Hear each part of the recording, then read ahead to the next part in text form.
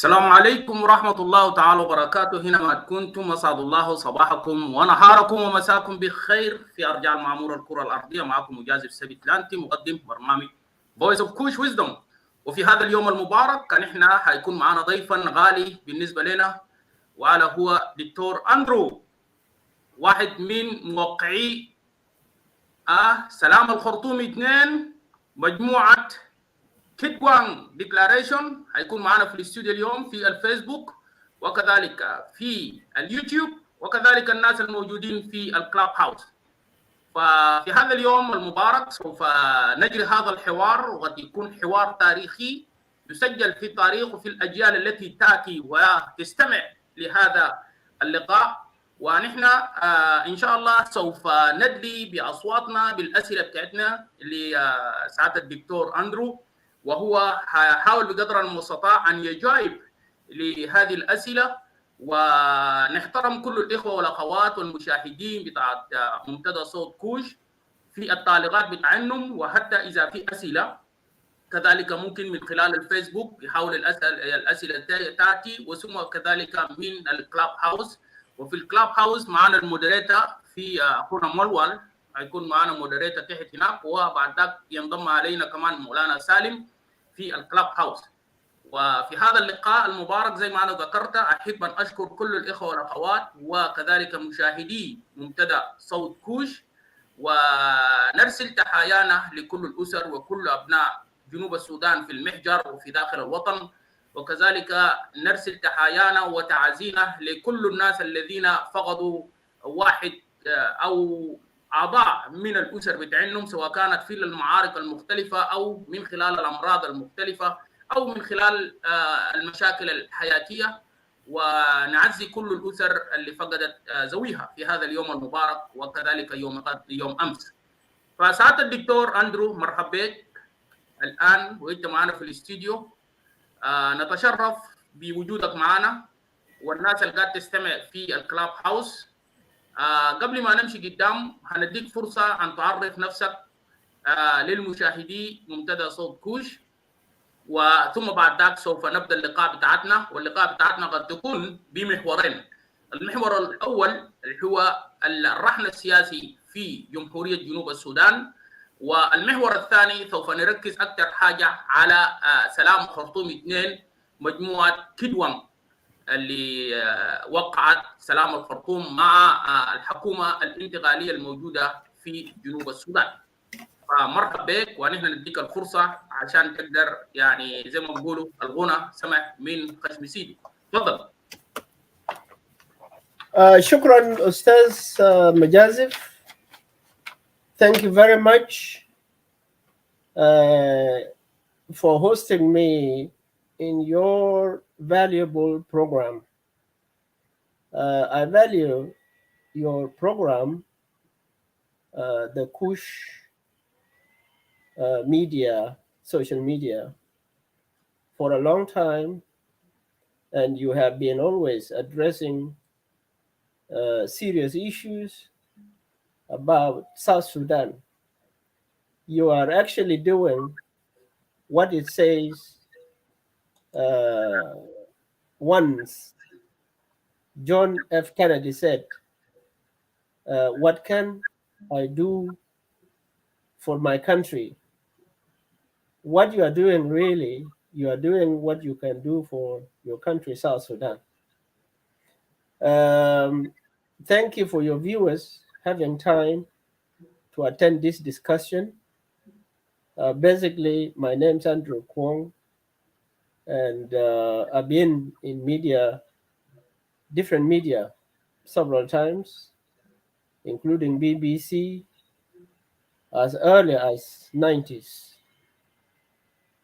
We are trying to help, and we are trying to air out, and we are trying to put our case to the international community because we cannot do without international community at all. I thank you. And with the current political situation in South Sudan, as we witness, basically, South Sudan need help. South Sudan need help. The situation have divided the South Sudanese from political activists to the grassroots, because assassin from the very beginning, the South Sudanese has been politically mobilized and participated individually for the cause of South Sudan for a very, very long time. Everybody is a politician. That's why we have to listen to ourselves. We have to respect ourselves.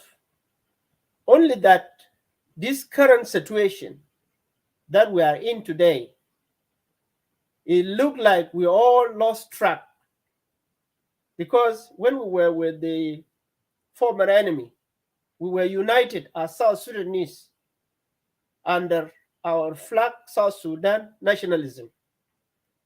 Wherever we were, we know ourselves, we recognize ourselves, we had the entity in heart in Khartoum, in Uganda, Ethiopia, Kenya, and in the Western world, Europe and America.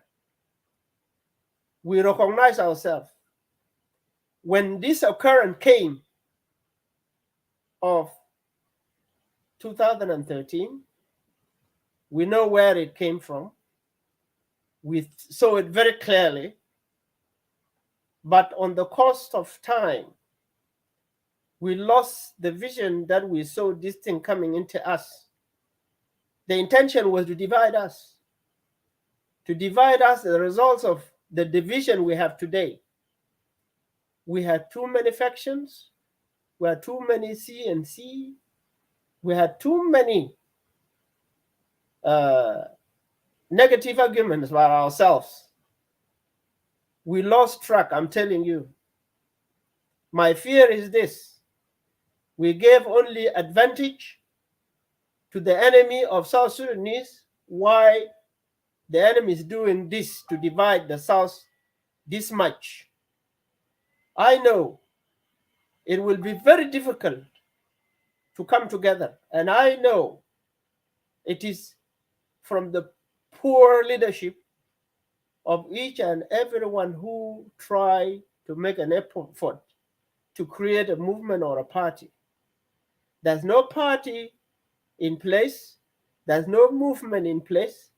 We are just trying, as a result of the decision of Magenis Gwang Declaration.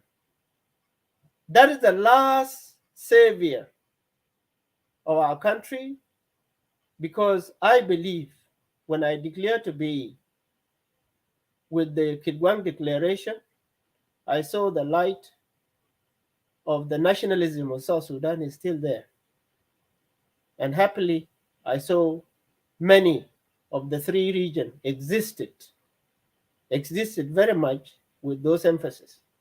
Now, the current situation is not very helpful at all. Our IDPs are still suffering in those fences, including the POCs in the capital. Natural disasters have even created a very devastating situation back home in our grassroots. They are not stable. There is no food security. There's no protection for our people. They lost all what they have. They lost taking care of their land as farmers. They lost their livestock. They lost everything. They lost everything, including the people who want to survive in the capital, having been civil servants or soldiers or something like that. They don't even have salaries. The question is the country still with the integrity and the recognition of a country that can secure life for citizens of that country, South Sudan? That is a question mark that we need to answer. We could have peace by now. The revitalized peace agreement was actually a hope for all of us. But it is actually watered down to this level. There's too much defection and too much declaration for each and every individual. It means they lost hope completely because Juba is not willing to extend their hands and to receive those who are returning for peace. Juba is playing the game of proxy wars, and when himself, the president and the vice president, should be responsible for this. They have signed an agreement. The question is, where is the agreement? There's no agreement at all. They are fighting. You can see the cantonments and the centers are not there at all. They deserted the cantonment. That was our hope, that the security arrangement will bring all the South Sudanese of 64 tribes to a unified army of South Sudan, where every one of us see himself. And I have been always talking about, let us count ourselves as individual person, not as larger tribe or a smaller tribe. We matter a lot.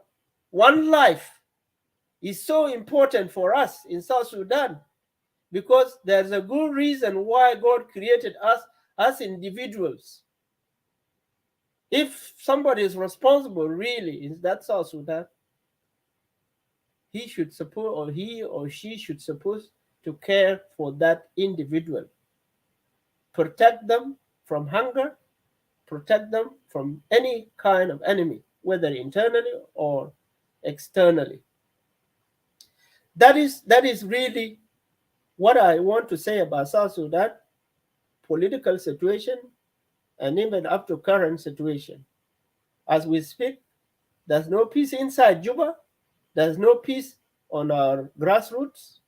There are no peace in those refugee camps. And I urge you, people of South Sudan, and especially our people in diaspora. Many countries develop through the people of diaspora. Take it from India, even the China, even the Japanese, why they have the technology, they exchange some kind of technological know-how with the West. And these are the individuals who are stable in the West. In America, in Europe, they develop their own country. Israel is one of them. Indonesia is one of them. So what I'm trying to say, you should be different. You should be different to people in Juba. You should be more cohesive society. You should be more united than divided. If I look into your media, honestly, I appreciate that each and every one of you take an effort to open up the media. I've been here, I've been in diaspora for a long time. I know how to operate all this. But how many things can I do to have time, really? I really appreciate that people provide time for opening up these media. What I try to say, please make use of it. But some people really try to misuse it. And really, there's a lot of insults in this. And by the way, you may be discovered later on that, oh, you are misusing these things. And they may block it. Because anything like that should not encourage violence. It should not discourage community from really enjoying. They are actually established to enjoy the communication you are using. They are actually used and make you happy, because the world is the world of stress. They want people to be happy. They want to put good things into those media. Please cease misusing it. Cease using it for insults. Use it for your country. When we used to run around, in Europe, America, even in Africa, it was difficult. If not because of this British passport, we would have never reached there. We appreciate these countries where we are. Please make use of it. Don't frustrate those countries. It used to be only BBC that we access. But now, how many BBC you have? How many BBC? As Ustaz Majazif now. This is his own BBC in his own right, with all the freedom to invite. Please make use of it. Please make use of it. That is what I want to say about us, and what I want to say about political situation in South Sudan. What happened in 2013 is unfortunate. Our division has actually helped the intention of 2013, because the intention was actually to divide you and to rule you. The 64 tribes, by individuals who appointed themselves to do the evil work. I can still use these words until peace gone through. My leadership, General Simon Garwedwell, has signed the Khartoum peace agreement with the intention to bring peace to South Sudan. Not only to those who have signed, not only to those who exist in the SPLA-IO Gwang Declaration, but for everybody. It's just like when you go for election. When you won the election, it is not only the people who elected you as how many thousands that you are going to serve. No. Everybody, include people who have not voted for you, should be considered to be under your service. We want to score a good goal that we need to appreciate for all of us, the entire South Sudan, the 64 tribe. We thank God that we have the last angel, Simon Garwedwell, declared to say no to what Victor, before to go there, as I said, we have two things to talk about it: the political arena in South Sudan, and the situation who is taking place in South Sudan as well. And then after that, we'll come for the declaration of peace agreement that have been signed in Khartoum between Gwang Declaration and the unity government in South Sudan. But before to go that to Doctor, you have already mentioned a lot of things about our situation back home. And also you mentioned some issue about the misuse of the media as well. Among the South Sudanese, where we see that things are not going all right. But before that, let me just ask you so that we can go systematic about our discussion tonight. That we appreciate really you have been with us here, and also we see that our brothers and sisters, those who are down in the clubhouse, also that are listening to you. Maybe shortly that we are going to also let them to ask some questions from there. But we proceed ahead with our discussion tonight. I would just like to know,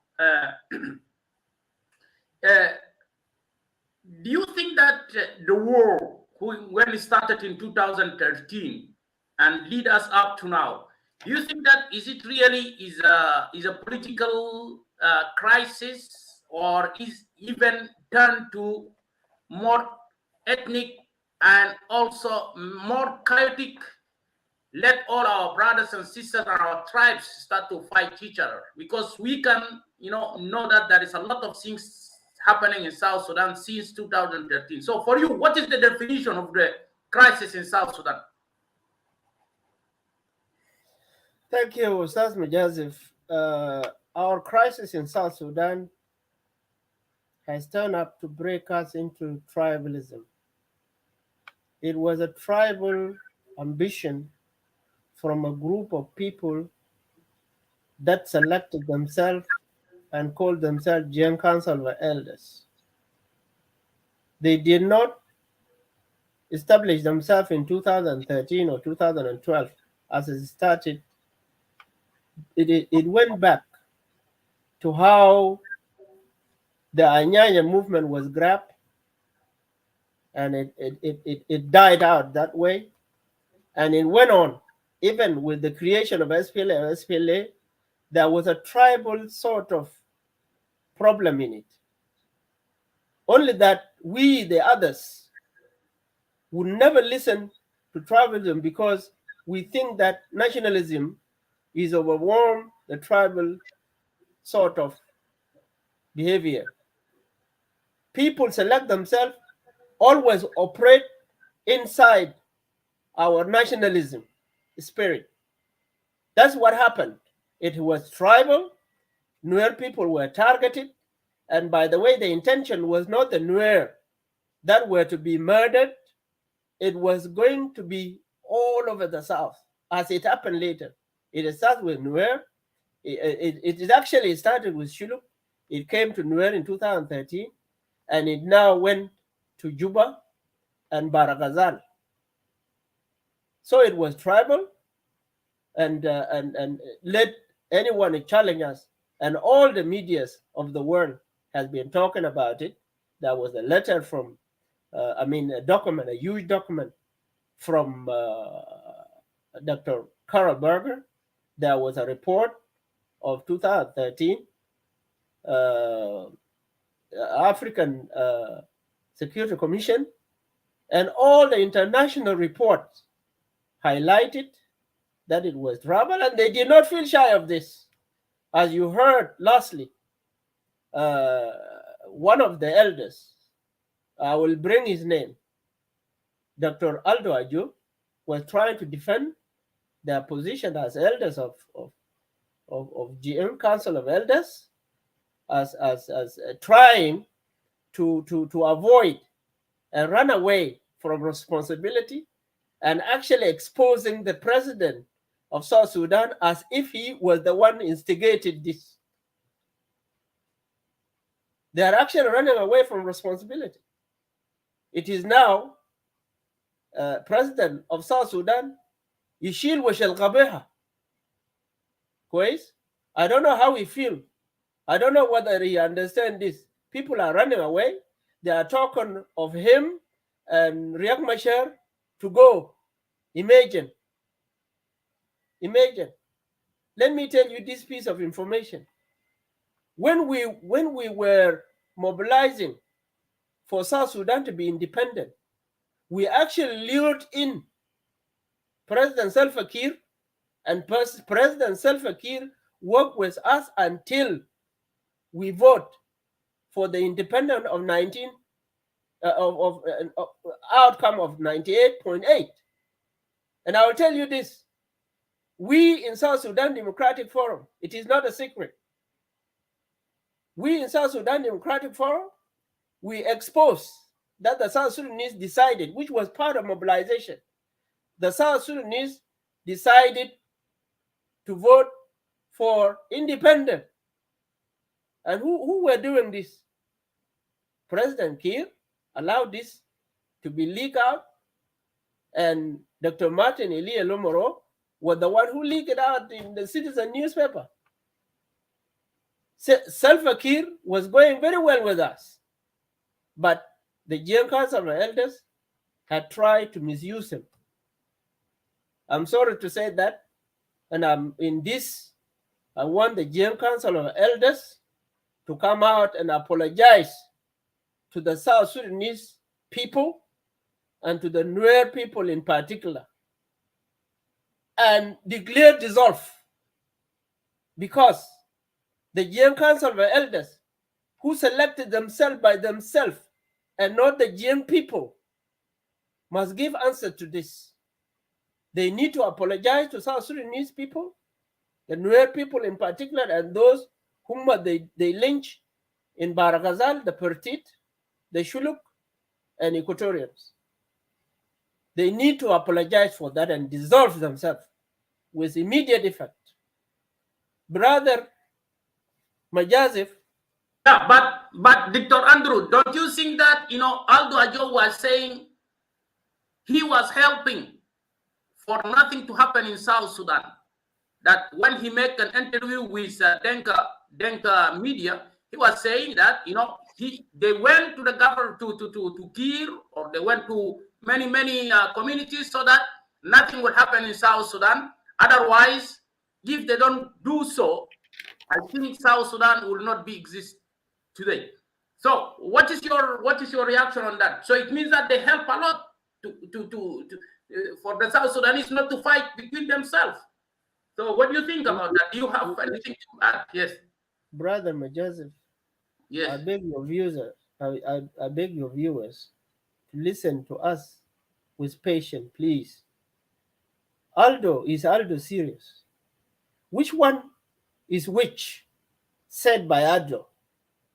Do you remember in SSTV, Aldo Ajo went in the SSTV, interviewed by a young national Dinka South Sudanese man that I call a good boy, that I call these are the grains and the future fruit of South Sudan, to be like Madi Ngor. You remember that interview when he was asked, Aldo, when you guys at the Gen Council of Elders are actually doing what you are doing, they will accuse you that is because your son arise from the Dinka people.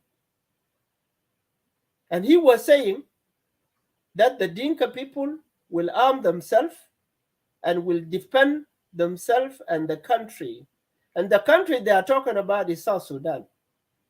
Let him come out and challenge me. What are they going to say about this?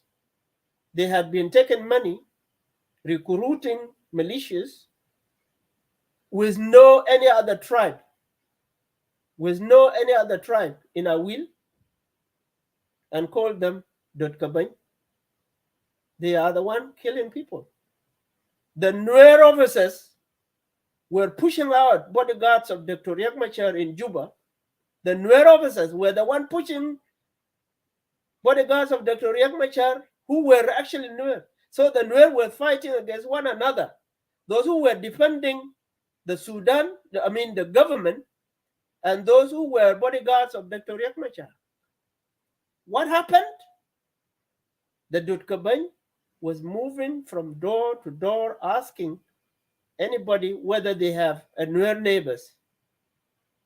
It would not only end with the Nuer, but when they finish the Nuer, they go to the next tribe and the next tribe until the other 63 are eliminated.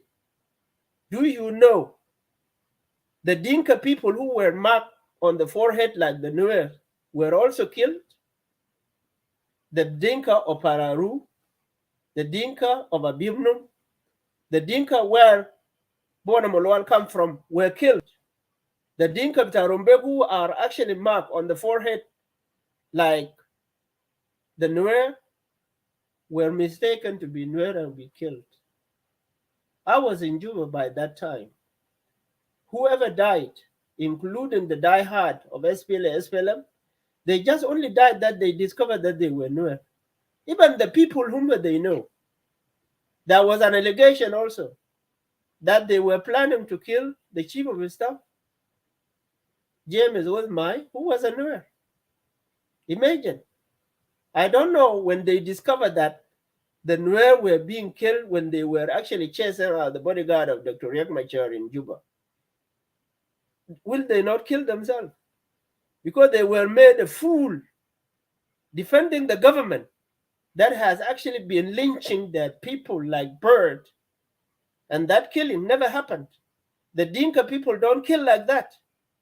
It was just smuggled and copied from outside. Dinka don't kill like that. Nuer don't kill like that. You don't kill and give the flesh of human to be eaten by other human. I think you heard the testimony of everybody. Anyway, Aldo must declare dissolve, and they must apologize to the South Sudanese people before they face the court of international community. It was tribal, and unfortunately, our division is actually helping them. He's helping them. I'm a bit of some kind of experience. Dr. John Garang Dimabur message or ideology was the perfect of Sudan, New Sudan to be born. But what happened? He failed to achieve the objective of SPLM simply because some of the people who should supposed to be under that they call marginalized Sudanese could not join because of also division, as we are divided in the south. The west could not join, the east could not join fully. The Nuba Mountain, almost 50% was outside joining the SPLM. I'm not talking about the northern part of border of Egypt. So what I'm trying to say is this: the divided we are, the country is gone. The country is gone. When Dr. Riek with his group joined up and made that conference in the house of SPLM in Juba, how strong were they? There were Paganamum, there were Dengalor, there were Alfred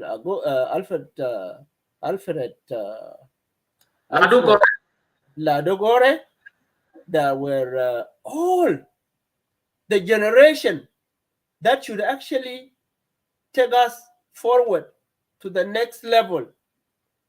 They join up their hands, and they actually sound like SPLM has come back to its stage, because the SPLM has completely gone. When they did the declaration, they did very well. What happened? The very government went and divided them. Then they came out with so-called G12 or G11 or G10 without even joining their leaders that they try to gather under him. That the movement of SPLM-IO had actually failed from that time when they couldn't join. So it is tribalism. Let us come back to fight against tribalism. Let us fight against corruption. Let us fight against all this nepotism. Let us fight. Let us listen to the world. The world is laughing at us. They don't know, but we know because we are actually living in those worlds, and they are telling us, what are you fighting for? And when I talk about that it is basically tribalism, they laugh because they don't know what is called tribalism. They just know it as a word and the definition of it. But they don't know people can actually practice it. In that country of 64 tribes, there will be always one person who will become a president. Who is that lucky tribe that will have one son, where his elders will not actually meet at night time, planning to eliminate others so that they rule forever? Why do you want to rule forever? Why do you want to rule forever as tribe? What about your other brothers? When the war started in Equatoria, all of us from further north of South Sudan, Upper Nile, Baragazal, we joined. When we had some crisis of nepotism with the government of Abel Alier in Juba, we were all united. The majority of people who were against that were even Dinka of Baragazal. Now the Dinka of Baragazal have actually put their shoes in the same nepotism of 70s. The poor one man from a smaller tribe was mistreated as a smaller man in a small tribe. That is Joseph Lago, who had actually went and established a movement of Kullu South Sudanese. He didn't say, no, because my tribe is too small, I get a chance, I promote my tribe. He didn't do that.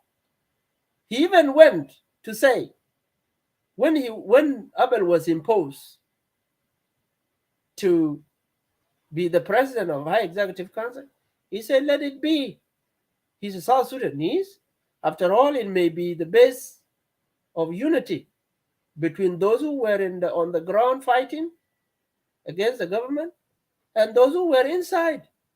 He had forgotten about people who work against the Anyanya, working with the government of Sudan. Yeah, but let me ask you this question, because also it is good to ask you this question because, a lot of our young brothers, those who used to discuss here and there, there is a lot of, they are facing a lot of issues with this Joint Council of Elders and the members of the government, those who are supporting the government. Let me just ask you this question.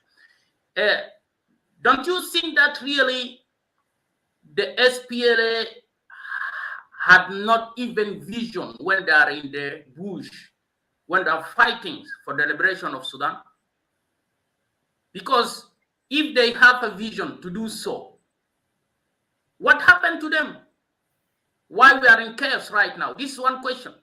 And the second question, please, there is a lot of people, those who are denying, the sacrifice of others. And they think that they're only the one who liberate this country who call South Sudan, so that they have right more than others. So what is your comment on these two questions, please, Mr. Andrew? Thank you. SPLM was established by all of us, the group who was coming from inside, and the Anyanya too. We all agree that we must fight the government of Sudan under the flag of SPLM. The division came later, who should be leading the movement. When that happened, the Anyanya 2 went back to the name of Anyanya 2. Most of us went with the SPLM. Now, the objective of SPLM was the right one, and we said, okay, if this can bring peace and recognition of each and every tribe or every Sudanese to that level of nationalism of Sudan, why not? Why not? Because the clique in the north were only a small group. They were not even 31% as per se. There were only some houses, the Mahdis and the Marganiya, and that's all. Plus the National Islamic Front. These were the Sudan, and the Sudan was Omdurman, Khartoum, Khartoum North, and Jazeera. So John Garang was right. We were going to achieve the new united Sudan, united equal Sudan. The problem with SPLM was not the objective itself. The problem was that John Graham was talking of patriotic war.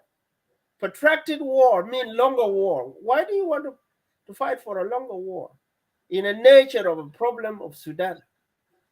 Sudan problem is racism. I'm surprised why we are actually relying on tribalism now, when we fought for that long against the racism. Now, we thought that John Garang should not fight for protracted war. We, the South Sudanese who were in SPLA, we said, okay, let us liberate Sudan where you are. The South Sudanese went and mobilized and became Zone 1 of liberation struggle. When that happened, which I call also should not take long before we go any further, because as long as it takes, we lost the vision We lost strength. Because look, Majazif, if you are a rebel leader today, you need to assess the human resources you have, the material and help from outside you have, and what kind of enemy you have, and what size of the enemy and capacity your enemy have. You need to assess those. And then you begin to measure how long will it take for you to achieve anything. Protracted war made us to lose the war. Second problem was that this issue of tribalism was existing within.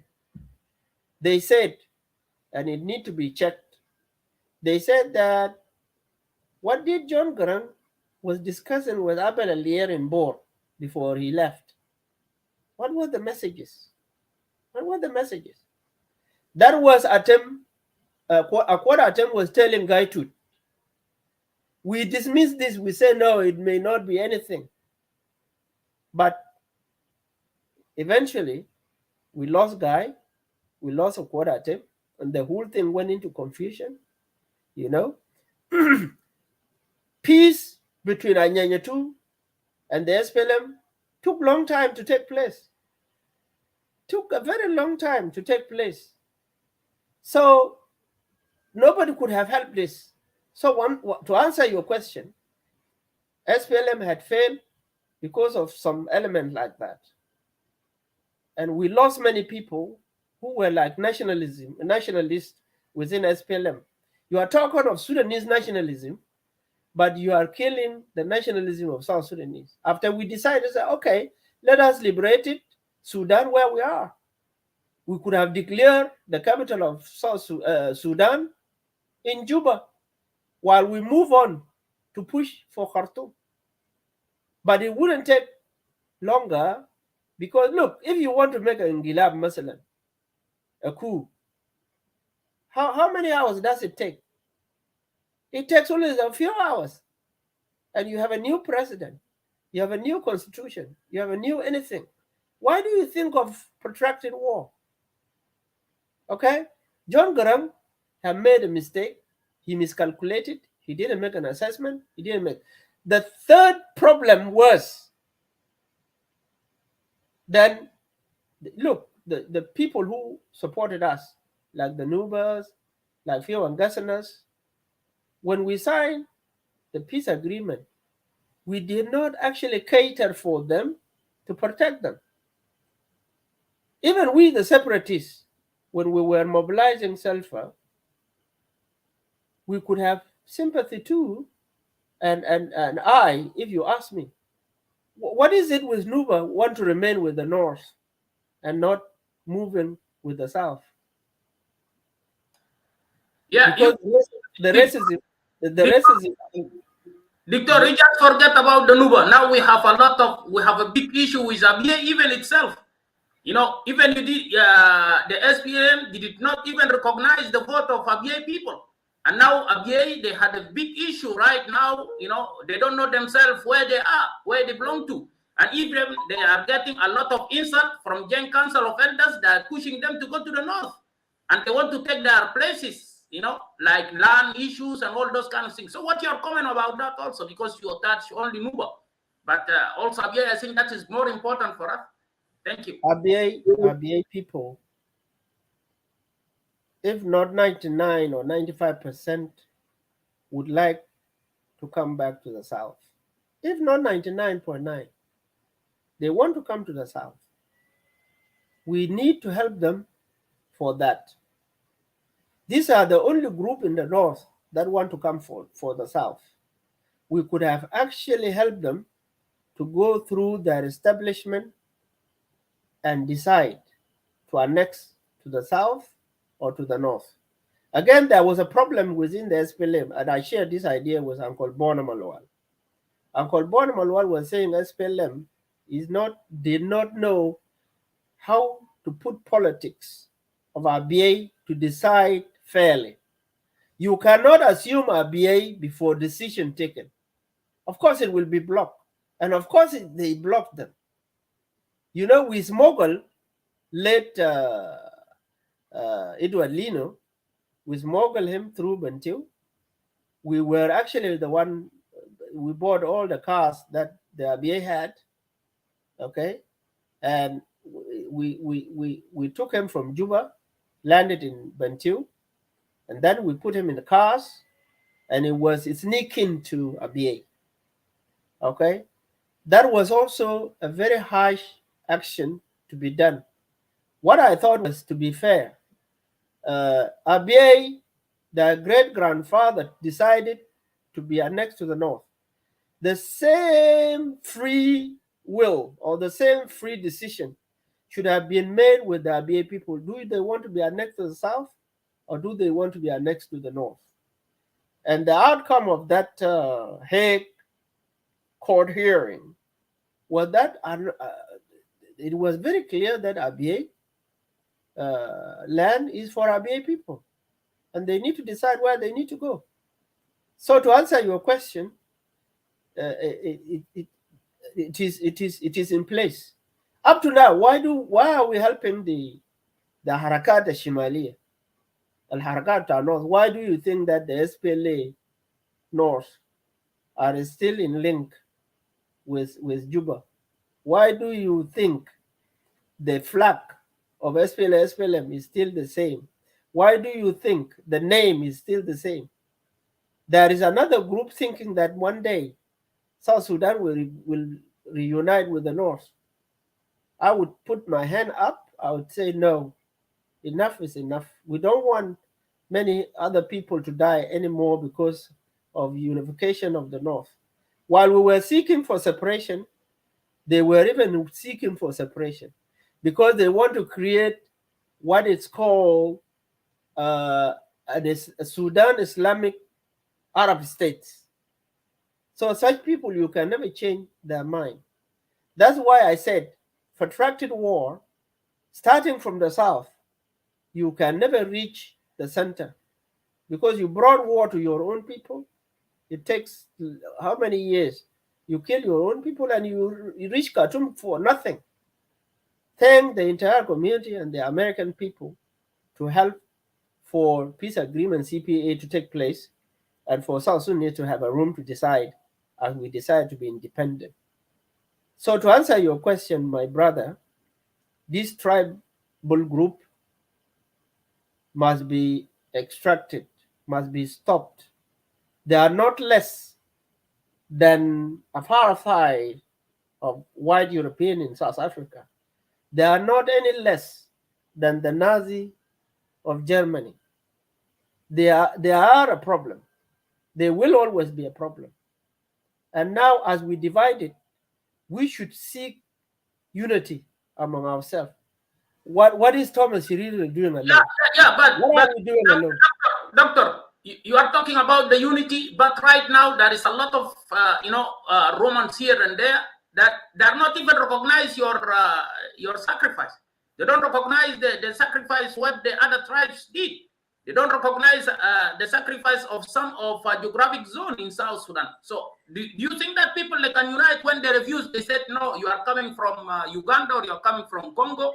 And some they said they're not. So, and some they think that they're only who fought for this liberation of South Sudan. So what is your answer on that? To answer your question of people who, somebody said to us when we were in a car in Juba that he said we liberated you, you are enjoying these cars and all those kind of things. Well, that's صغير. He's a very young boy. أنا نزلت القزاز بتاعي قلت له تعال هنا. I told him, come here, my boy. I said, who told you that you liberated this? Who are you to liberate us? Who are you? And he said Dinka. I said, you are lying. Dinka cannot say this. I said, by the way, I'm talking to you. I'm a Nuer. He think whatever. Look, in that South Sudan, if you think you are better than others, it is that we need to fight against. There's nobody better than other. Yeah? I am qualified to be the president of South Sudan. But is it true that I want to be a president? Why not somebody that I trust, a South Sudanese, that will serve me to be the president and not me going there? Why should I be the one being the president? Why should it is my tribe that need to be a president? When Lago was in government, I was young at that time. I saw South Sudanese were very happy. And Lago from a smaller tribe, a smaller because the colonists divided us into many countries. The Mahdi tribe could have been large than now. But do you want to use it that they are small? Why small? Murle is a very small tribe. How many thousand of them? They have given headache to all of us. We should need to sit down and begin to say, look, you are our son. Be the president of our country. Serve our people. South Sudan will never go back to Sudan. South Sudan will never be eliminated to zero. South Sudan will always exist. Only that the culture of SPLM, the culture of this Council of Elders, have made us to be divided, and it will take a long time listening to ourselves for our reunification, for our course as South Sudanese. What objective do I have to be separate? A Gwang Declaration, SPLM, IO, Thomas Urila, for example. Now, even before to go to that, because we are coming for the peace agreement, what Kit Gwang already signed with the government. Before to go to that, you said something good, that okay, we don't need this country again to separate.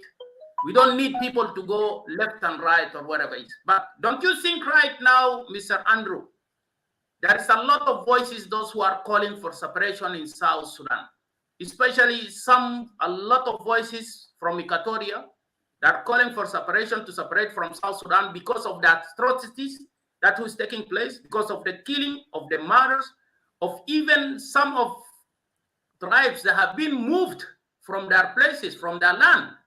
And a lot of people that are upset, and the government is not doing nothing to these people. So some of them, they start to be really, they lose hope that to see that South Sudan will be one people, one nation. There is no law, there is no even human right, where everybody will see himself inside South Sudan right now. Some also in Upper Nile also, they are calling for the same thing. They are calling for separation from South Sudan because they see that they don't see any hope there. Nobody is listening to them. Nobody is resolving the problem for them.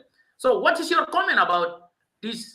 Do you think that really South Sudan is going to break in pieces, or there is a hope? Brother. Yes. When America was liberated, it was worse than South Sudan now. Have you been to cinema? Have you been watching the cowboys? How do they behave? The cowboy was like chaotic. Some bunch of people will believe they have the power and grab things from others. This is exactly South Sudan is driving into. The question is, what problem, for what reason, why they want to separate, from who, and why? Is this not helping the enemy who want to divide us? Now, people are suffering in South Sudan, even in Juba. There are people who are enjoying it.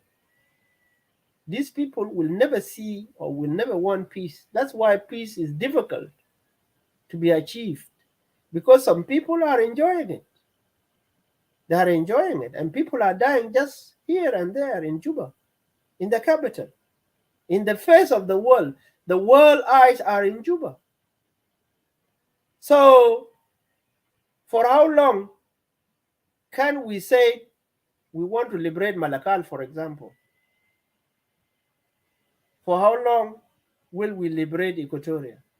For how long we want to separate? How do we separate Fertit from Barghazal and the law? Is it not irresponsibility? It is irresponsibility from those who want to run away from our unity. People like Pertit, people like Equatorians, the people of Upper Nile, the Nuer, for example, have been fighting for nationalism for a long time. Now you want to abandon them because you believe that you want to separate from the Nuer who has been fighting for the nationalism, for the Equatorians who were actually the first to read, were the majority of Equatorians.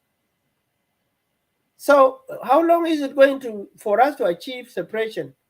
Will Equatorial be independent? How are you going to do it? Who are you going to fight against? You are just helping the enemy, because the enemy, when they are fighting one tribe or one region, you are actually opting out, waiting. And when they finished that region, they will turn forcefully against you and you will finish. So what are you doing? You are helping the enemy who wanted to divide us. Unity is strength. Unity is power. Now, when the Young Council of Elders move out, and maybe I will highlight it later when I talk about why we signed peace. If the enemy change his mind and want to talk about peace, should we shy? Why should we shy? Why should we shy? Maybe he realized that he was wrong, and he wants to settle. And by the way, let me tell you this. I believe in peaceful settlement, even with Sulfur, even with whoever who killed the Nuer people. Then we will begin to say, okay, there are ways and means for peaceful settlement, including compensation, including the land that has been grabbed, including the behavior that we saw, including those people that we can never forget and tolerate their action and be taken to court. We can always do that, so that when we settle with peace agreement, we will be talking of reconciliation. South Africa did it. Why can't we not do it? We can do it. We can do it. We can do it. The Nuer and the Dinka have ways of settling their differences. Why don't they do it the way they used to do it? That is why we signed peace agreement, but I might come again with this. So, brother, let us say there is no permanent enemy. There can be only permanent friends, but the enemy is not permanent. Even Paul Malone, if he honestly came here and say, look, I was misled and this happened, what happened to him? I know he didn't go because of anything. I know he's not active because he has no cause to go and declare himself to be a rebel leader. What is his problem? Because he was removed? Who is going to be forever? It's only that they are thinking of leading people forever. That's why he wants to defect. So do you want to say that there is some oppositions, or there are some rebels that are not real rebels? They just been there just for misleading people of South Sudan? Let us see their action of seriousness, why they are rebel. Let us see their action seriously, why they are rebel. Paul Malone have declared a long time ago, he knows all the tricks and secrets. And by the way, I used to say this when we were fighting the Jalaba. I said, look, we must recruit the Jalaba Zatu. If there is going to be any change for the Sudanese ruling north, we will be with the northern Sudanese, who will tell their own brother that we are wrong and we must settle. The Dinkas themselves, if we don't see them, then we have a problem. We must see them in us. We must see them with us. That what went wrong is not the Dinka who did it, but it was individual. And let us move on with peace. but Dr. Andrew, there is something very interesting here. Really very, very, very interested to listen and to hear more, to explain more. That do you want to tell me that, or to the viewers, that there is some generals those who are right now, they are calling themselves like rebels. They are not really rebels. They are just there, they know what they are doing. So because until they have until nothing, to be a rebel. Nothing called them to come and to defect just because of some. Please, can you judge, go ahead on that? Thank you. brother Majazif, if I were you and if I were your viewer, you need to judge those leaders according to their behavior and their objective. What is the objective of Paul Malone? And I'll give you this example. Somebody like General Dawa Turjong, I think he's called Dawa Turjong. Mhm. When people met in Pagak in many meetings, including Nasser, he always say sulfur will be removed by force. Sulfur will be removed by force. When they went to Juba, what did he do? He declared himself to sulfur on the day Mhm. they were trying to kill his leader. So if I were to be anybody, judge them according to their action. Are they really rebels or are they just something? And Paul Malone is a good example. that, that is very interesting. Anyway, so I have been saying this for a long time, but a lot of people that saying, how can you come from that conclusion? Because it is not fair. It's not fair, Mr. Look, Doctor. look, look, look. He Yes. went there, he was returned from where he took all the keys for those military jet fighting, the Apache or whatever you call it, those tanks. He took all the key with him. He was saying he was going to a will. They had to return him from where? Where was it? He was returned from there, hoping that he would be reinstated. Yeah. So if he was reinstated, he would have taken it back again. Okay, and called President Kir Bany. Now, are we going to do You have this been in South retained Sudan? from your And own, by the way, let me tell you this. Let me tell from you this. your own, then what he retained. From Ural. Let me Yes. tell you this from our own home. For our own home, in my relative, we are divided. I don't go with policy of Dr. Riek Machar today. Why? Why? I would say, oh, this is my uncle. Oh, this is my uncle. He has done nothing wrong. I'll be with him. No, no. South Sudan is not about relative. South Sudan is not about relative. And I condemn those brothers who think that they are actually remaining with Dr. Riek simply because he's from Adok. Those elements who are talking about, oh, da, da, da, da, I hope they challenge me. No, but before to go to that, I'm very interested about it. Still, I want to stick in the issue of Molong, because Molong, it is belong to Soma. Those, and also they had some issues, and he defect from Soma because of the issue of charter. Anyway, maybe you heard about this, and he remained him with General Paganamum. So, and now it seemed like you are saying that there is some rebels just there of sake of calling themselves rebel, but they are really not rebel. So, do you think that really, the followers, like the defection last time, we see that some people, they call themselves generals and they are not even generals, and they join Molong. So, so what is going on in the minds of some politicians and some generals? Even they used to just join some, some groups here and there, just of sake of what do you think? Honestly, but that brother Majazif, I don't have any personal grievances with any one of them. I don't even know Malone personally, but he's a South Sudanese who had occupied a very national position. I have the right to criticize him that way, as anybody can criticize me as if I appear to be occupying a responsible place. Mhm. Brother Pagan is a very powerful person. The question is, what is he doing? He was the Secretary General of SPLM. What is he doing? And by the way, I'm asking those questions not because I ruled out one day maybe we be in one camp.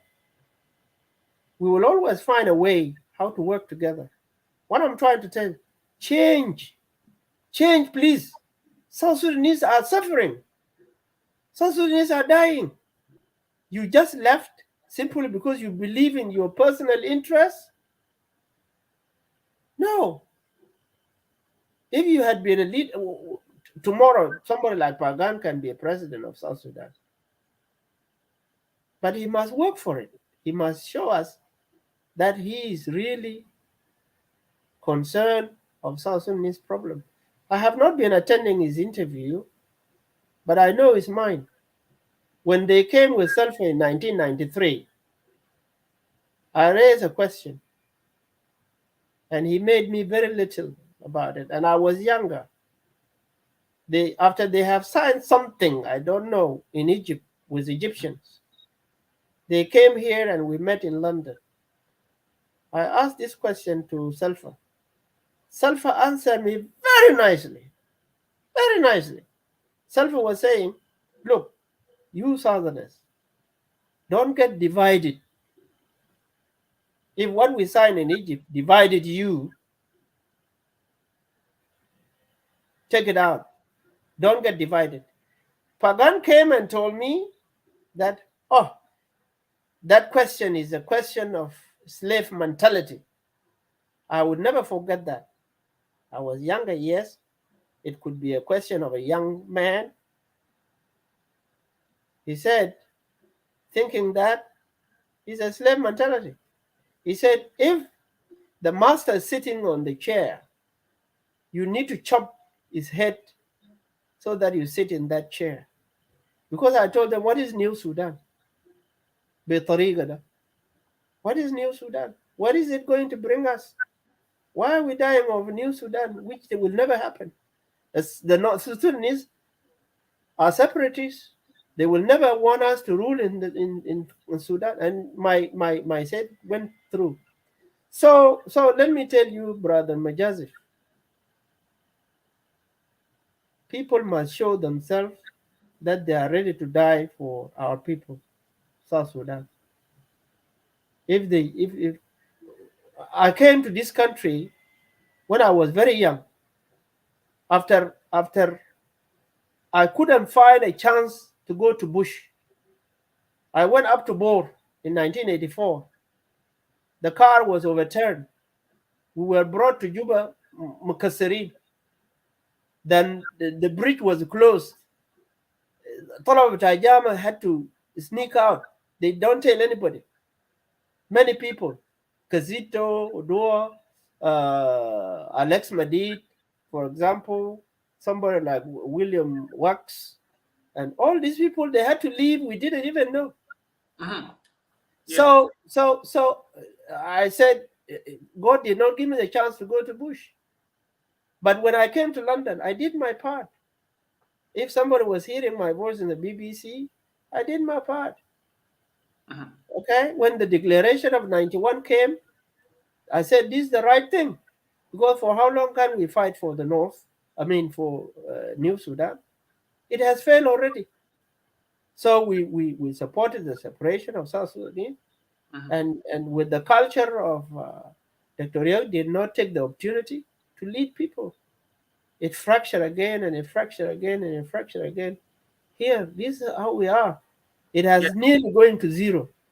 Mhm. But Kid Gwang is another hope. I came to Kid Gwang. I think that some of us need to be there so that Yeah, but it Doctor, will revive. before to go to that, now we are proceeding to Gwang Declaration. But before to go to Gwang Declaration, because it seemed like the SPLM had that sickness of defection. So, can you tell us also, President Kiir, have been defected from the SPLM, and he was really planned to make a coup against Dr. Jongareng, and then from there we proceed for why Kid Gwang, defect from Riek Machar as well. So I think we are going to proceed there. So because a lot of people that are denying that Kir never make a coup or he didn't rebel. So what do you think? Please. Brother, God bless you bringing this question. For Sulfur to fight against the Nuer today is a very big mistake. We love Sulfur. We like Sulfur. I, for one, had mobilized the SSDF to assist Sulfur when he wanted to declare defection or removal of John Garang in Rumbek. So it happens. It happened. I was the one coordinating those of Paulina Matip, those of Gordon Kwang Chol, those of Garos Gar. This Garos Garko, who really suffered in Juba, was very enthusiastic to help Sulfur. I talked to him from here when he was the commissioner of Nasser. He was together with Gordon Kwang. I told him, look, this is a situation. We are going to help Sulfur to remove John Garang because Sulfur agreed that he will pursue the liberation of South Sudan. Full stop. And we were on that line. And I thank our uncle, Bona Malwal, was pushing that. And I believe Sulfur is a good listener. That's why he listened this time to a wrong direction. But those days, when we were actually moving to remove John Garang, I think he listened to us. Even the document that he was going to read in Ye was actually developed from here. So it means, Mr. Andrew, you have been planned to really throw Dr. John Garang. Yes. Why not? A lot of people that are denying this, and they say that Selva never rebelled. I participated. Let them not deny it. I participated. Actually, I was late. Dominic Dim was with him personally, with Selfa personally. I liaised with him, and I was connecting. Even when we went, and Selfa was removed from military by John Garang decision after John Garang has landed in Khartoum. I was in the office with Gordon Kwang Chol and Paulina Matip. We called Selfa, and they told Selfa, by the way, you must be very careful, and you should not even come to Sudan now. Selfa had to go from where he was. I can't remember where he was. He went to Nairobi. When they were all grounded, removed from the military, and anyway, lucky enough, Selfa was made the deputy chair of the party. That was John Garang in Khartoum. It was true. I was there. I mobilized the SSDF. The SDF was Paulina Matip, Gordon Kwang Chul, this Simon Garwedwell, Martin Kenyi, and the Equatorian Defense Forces, and others. I was the one mobilizing them. Let somebody come and challenge me and say, no. You know what? Why it failed? Why Sulfur backed down? It was Dr. Riek Machar. When everybody refused to go to Sulfur, Dr. Riek Machar left from London to Nairobi. They met with John Garang in that evening, and then he asked Dr. Riek to go and talk to Sulfur. When everybody, those who were around Sulfur, John Garang, could not actually accept, and they were actually in favor of Sulfur removing John Garang. So Dr. Riek Machar went and talked to Sulfur and told Sulfur, look, I made an ingilab. I made a coup. What did it bring us? It brought us nothing. Now, the idea of Dr. Riek Machar was that If you say you remove John Garang today, John Garang will say, well, I have my forces somewhere in South Sudan. I exist in South Sudan. I continue with peace. And the Sudan government will jump out and say, well, I'm going to talk to this group of that group.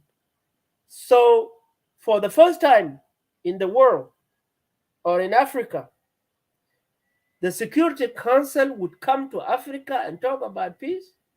Let us not miss this chance. He even told us, we here in London, that look, you are actually destroying peace. Let peace go. This peace is real. The international community are behind us. He went and convinced Salva, and they changed the venue. John Garang will say, we will go and meet in Ramshell because he has forces there. Salva was saying, no, we cannot go to meet in Ramshell. He said, okay, we meet in Nairobi.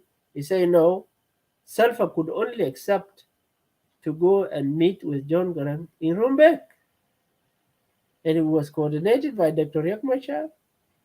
That's why Salva should have actually listened to what they have signed with Dr. Riek Machar. Dr. Riek Machar was right that let us sign peace, let us not continue killing our people. Only his mistake is that, and I'll clear later on. Is he in real house arrest? Who made his house arrest? He made himself house arrest so that he avoid responsibility and leave all this bunch of soldiers outside. What he's doing? So again, this is irresponsibility. Yeah, thank you, and I would like also to send this to all the listeners, those who are in the clubhouse. You had already had with me in the studio here in the Facebook, Dr. Andrew spoke out and also clarified that really there's a lot of things that have been discussed that Kir was not make a coup against Garang, but it seems things are clear right now, and this can be to be discussed. So if everybody have something that will say no, then he can face also. Mr. Andrew is with me here in the studio. So, Mr. Andrew, it seems that the SPLA had this sickness of defection. So why the Kid Gwang defected from the great man Dr. Riek Machar, and they start to make their own groups? Thank you very much. This is an honor. Please. Really, this is an honor for me to appear in your media, and it is really an honor for you asking these questions.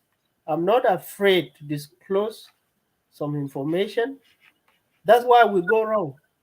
First, let me tell you about the division of SPLM before the defection of Kid Gwang group from Dr. Riek. First, as we came in 2005, SPLM was divided into so many. In my list, they were like 6. Because of the position I told you about Salva. Salva had his group of SPLM. There were a group of Alpha Adogore.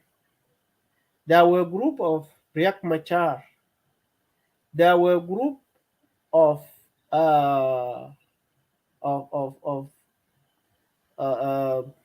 Paganamum, and you call them Aulad Garang. Okay? So they were like 5 to 6. And the group of the north, Malik Agar, were Abdulaziz Hello, Yasser Araman. How many of them? Say Salfa, Alfa Ladogore, Riek Machar, Lama Akol, Aulad Garam, and then number six of them is Malik Agar and Yasser Araman. Now they were divided. And a bit more, the Sulfur was hooked up by elders. They were elders at the time. They were not called any council or anything. They could be under cover. It didn't take 2 months. Sulfur was grabbed by Aulad al Garan.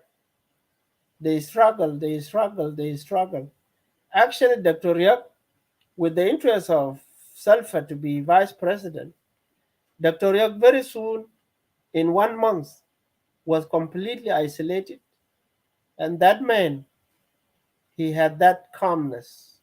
He worked the 8 years when he was being sidelined and marginalized. He could not even have strong advice for Sulfur in what Sulfur was doing. And one of the crack was that Sulfur was not listening to him of his 6 to 7 points that he said he want to address with Sulfur, and he would never be again the running mate for Sulfur because Sulfur is not listening to him as a running mate, and Sulfur is actually violating the constitution, deciding to removal of governors, and the facts were there. So there were a lot of division and a lot of pulling here and there. It was only Tilar that liberated Sulfur and bring Sulfur back again to a position of outside Aulad Garam. And the crisis started, and with the removal of many of them. This is what happened. This is how this thing went. Now coming to the Gwang Declaration, I think I did try to communicate to Dr. Riek leadership. Leadership. What leadership anyway? Because the chief of staff was caring for the army outside when he actually wanted to pursue peace agreement.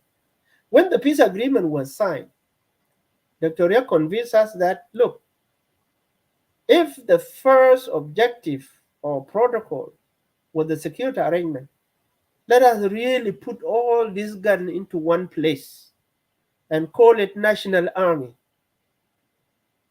So when it was signed, we were convinced that if our forces are catered for, politics will not be hard for us.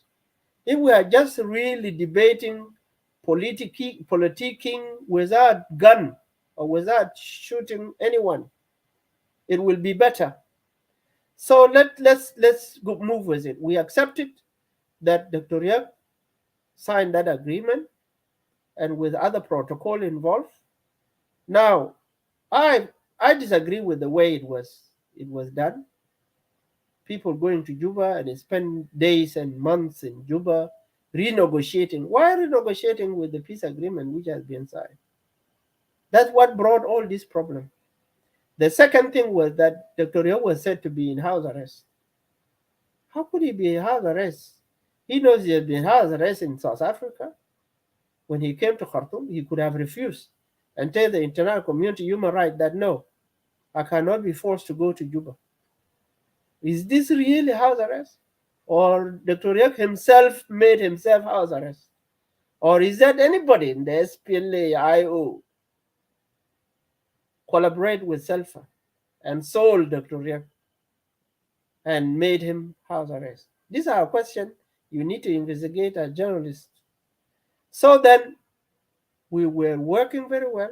We were hoping for Dr. Riek to succeed because even though it used to take time for Dr. Riek to come out and to say the facts why there was no implementation, it took a long time.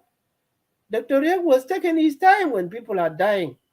Even the army was suffering.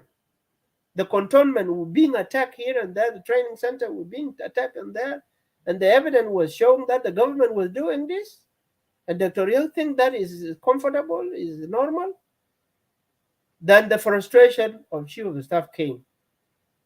He wrote that document asking Dr. Riek or international community, the mediators, to allow Dr. Riek to come out and brief the forces. Dr. Riek could not do it. Dr. Riek could not do it. Perhaps maybe because he's house arrest. or perhaps is just decided to surrender. You need to investigate that.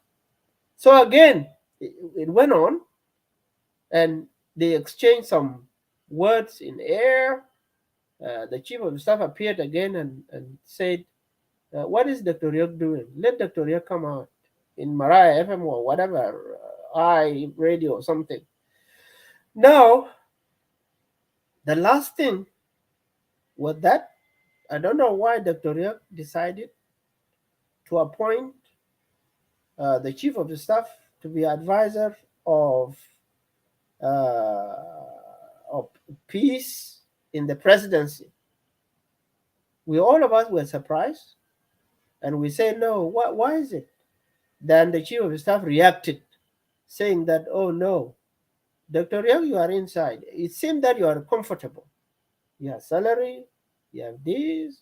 We saw a cake, a big cake, the biggest cake in South Sudan was made, and that was the celebration of birthday of his wife, and it was embarrassing. So, Mr. Andrew, do you want to tell us that the army that are suffering in the bush, with even with the chief of the staff of IO Yes, suffering, and Riyak Machar celebrating with a very big cake in the house and yes, forgetting you saw about it. and Yes, you forgot? saw it. Yes, you Yes. saw it. Why is it a secret? You saw it in the media, the longest cake ever. And I, for one, because I don't know when I was born, you call me elders, I like it. Somebody called me younger, I like it because I don't even know when I was born. I don't celebrate I never celebrate a birthday because I know I don't have a birthday. I hope the family of Dr. Riek knows. Now, okay, no problem. Let them be. What I'm trying to say is he seemed to be ignoring the fact that a proxy war was going on, and it was the government doing it. The government was doing instigating, mobilizing for defection. People will defect from forces of Dr. Riek to the government, and we know this. Okay, and the war happened to be turning against his forces and his supporters on the ground. Dr. Riek is a very popular man on the ground, and his forces and people on the ground fighting, killing themselves. Then that point when the chief of staff said, Dr. Riek, I'm not coming in. I don't. If this graduation of the army cannot happen, I'm not coming in. And graduate the army, and I'll come in. Even if I don't have a position, I'll go home. I'll go to my work and be a normal citizen. But please graduate the army. And I was behind all this saying through a third person telling them that please advise Dr. Riek not to push on the chief of the staff. The chief of the staff was right.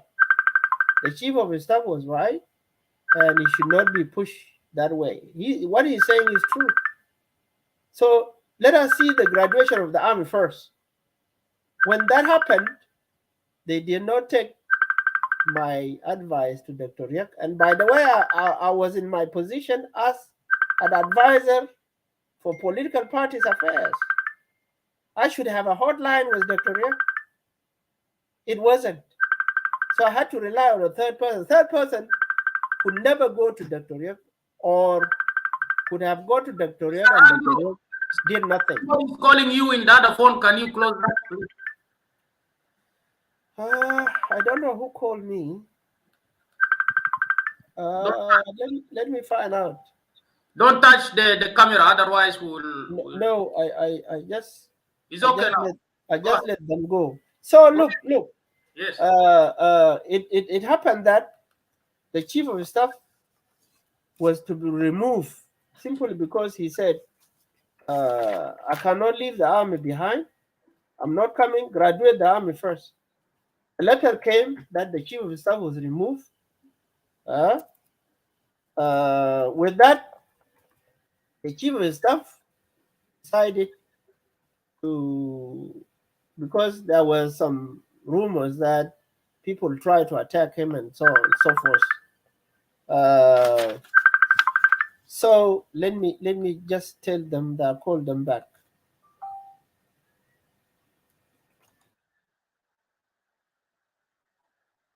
Where are we? Okay, I'm here. Go ahead. Yeah. Yeah, I know how to come in now, and I see you and myself. Yeah. So I even talk to somebody. If somebody hearing me now, he will know I talked to him. And for God's sake, let me not mention their name, the two gentlemen. I tell them, I told you, ask Dr. Riek to have a committee to reconcile this. They didn't. And then the last time they told me that it has gone into the hands of the army. I said, no. That which army? That army have no leadership, and the leadership is you guys. No, it is out of the politics. I said, oh, have you ordered the army to do something?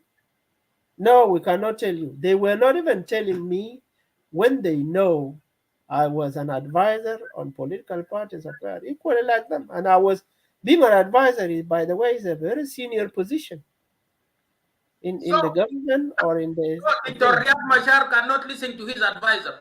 So, No, no, listen. The next day, Kidguang was attacked. The next day, Kidguang was attacked. Simply because the chief of staff declared himself and removed Dr. Riek Machar. And most of us, we had to leave because we know that if Dr. Riek Machar is truly house arrest, is a gone case. Secondly, the way he's doing things, he's delaying his own chance of becoming the next president of South Sudan because he has what it takes to be the president of South Sudan. That's why we have been supporting him because we think that, and that's why he made me the advisor on political parties affairs because he believes in multi-party system. He believes in South Sudan without tribalism. He believes in South Sudan without uh, corruption and nepotism. Now people are talking about him leading all this, but except tribe, because Dr. Riek would never. And I'm telling this to people who are talking about dog people, running the movement. I, in front of you, I'm the real dog, one of the dog people, and relative to Dr. Riek. If because of being relative and because of being dog, somebody like me can never be missed. Somebody like me can never be missed. If it is relationship, I'm very and I don't want to disclose our family affairs. If it is family, Dr. Riek would never miss me. If it is because of dogism, Dr. Riek would never miss me and with brother General Makwai. So this is what happened. The aim was to eliminate Simon Garwidwal. It came to my mind as Samuel Gaitus was eliminated. I said, this is a big mistake. That's the end of it. Of course, Dr. Riek is not going to be the president anymore. Maybe he just want to acquire some money and to sit down and not to care for people. That's why I decided to go to Kitgwang, and with Kitgwang, we will try our best.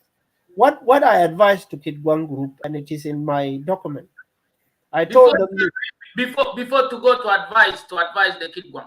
So, what is the very strong points where you see that really Kid Guang have right to shift from Riek Machar, or to break from Riek Machar and to declare themselves as a movement, and so that the viewers and the listeners, those who are in the clubhouse, also they can even get out, because maybe they have some questions, or they can react about what you are saying. Thank you.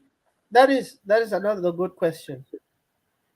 You know, uh, uh, even though Kitgwang came out as a pressure by removal of the chief of his staff, who had been caring for the army for the last 2 years when he was house arrest in South Africa. Right?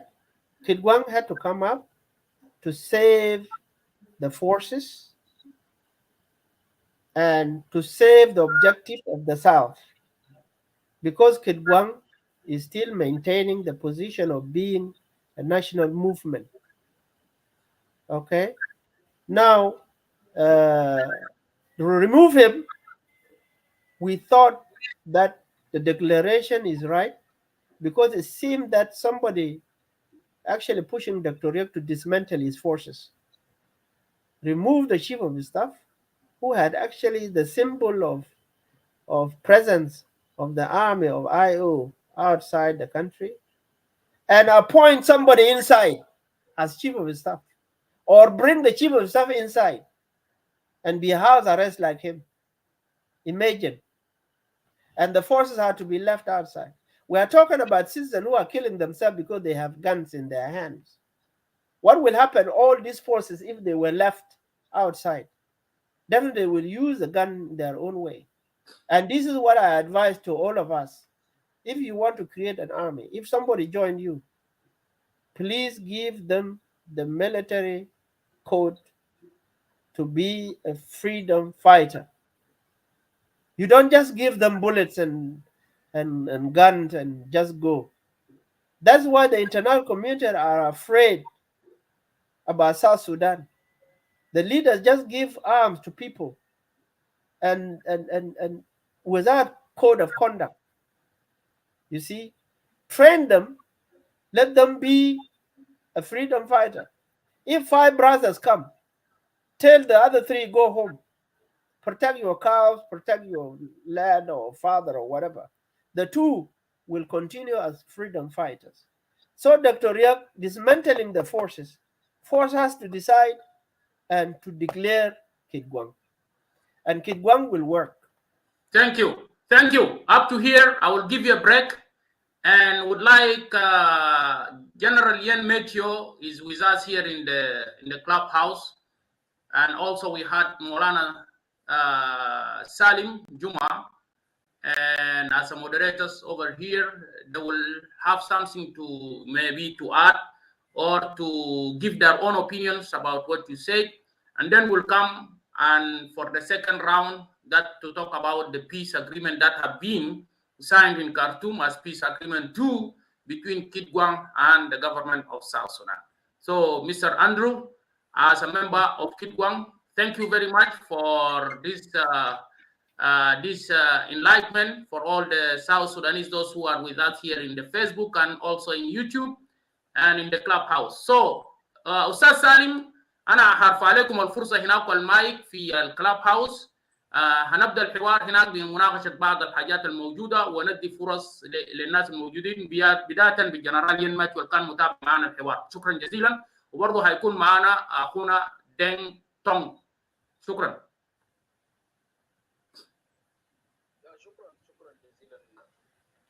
ارفعوا الصوت شويه عشان الدكتور يكون معاكم في الخط. شوف ين ميتيو اذا صوتك واضح عندهم هناك. انا قلت عندي تمام. اوكي.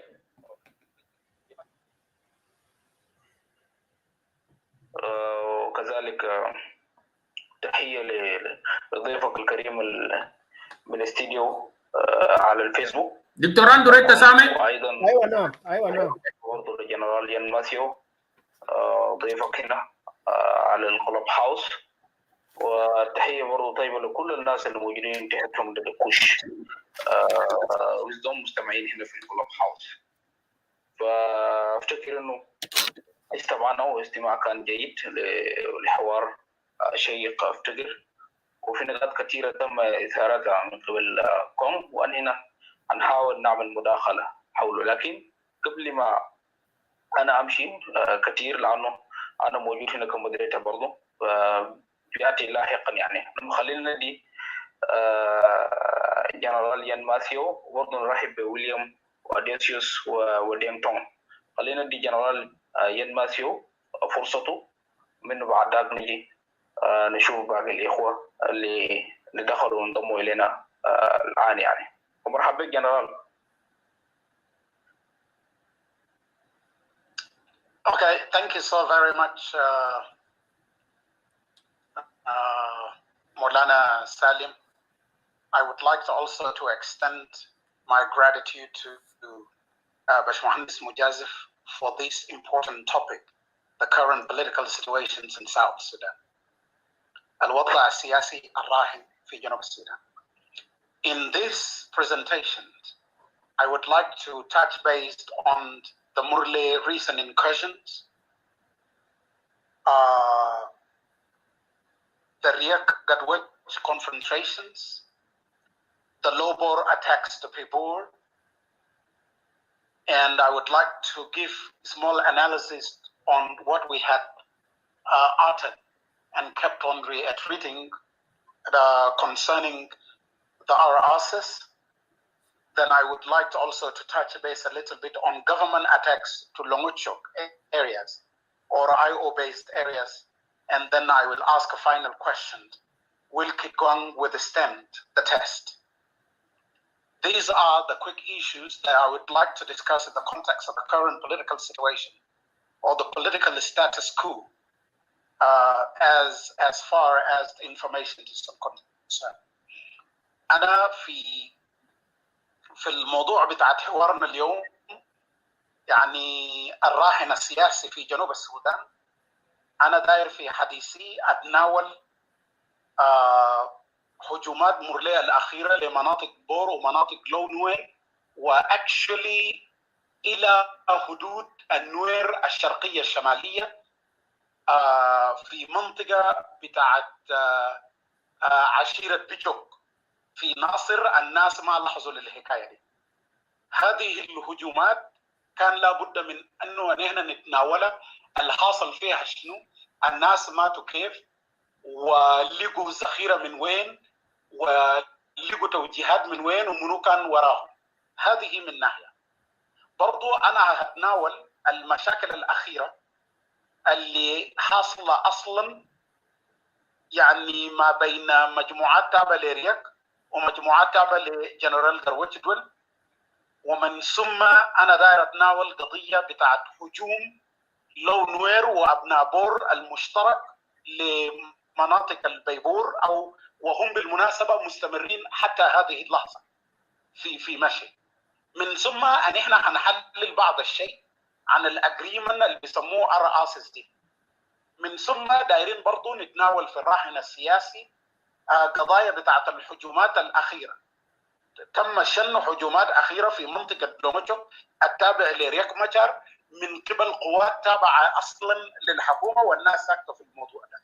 من ثم أن احنا هنسأل سؤال مهم. هل تستطيع كيتغوان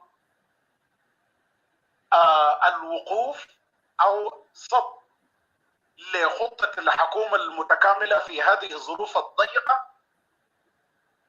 دي القضايا اللي أنا داير أتناولها في هذا الراهن السياسي. أولاً in the first place حصلت في الأيام اللي فاتت الآن وصلت إلى 9 أيام بالتحديد إنه تم إعداد في جنوب جبل بوم لمجموعات تابعة لقبيلة المورليه وتم هجد شباب. وأصلا الحكاية دي يعني عملتها مجموعة كانوا تابعين لخالد بطرس ومجموعة تابعة برضو لنسيب خالد بطرس وبرضو اسمه خالد. المجموعات ديل واحد منهم كان أصلا قيادي في حزب بتاع الدكتور لاكو وهو ارتد من هذا الحزب.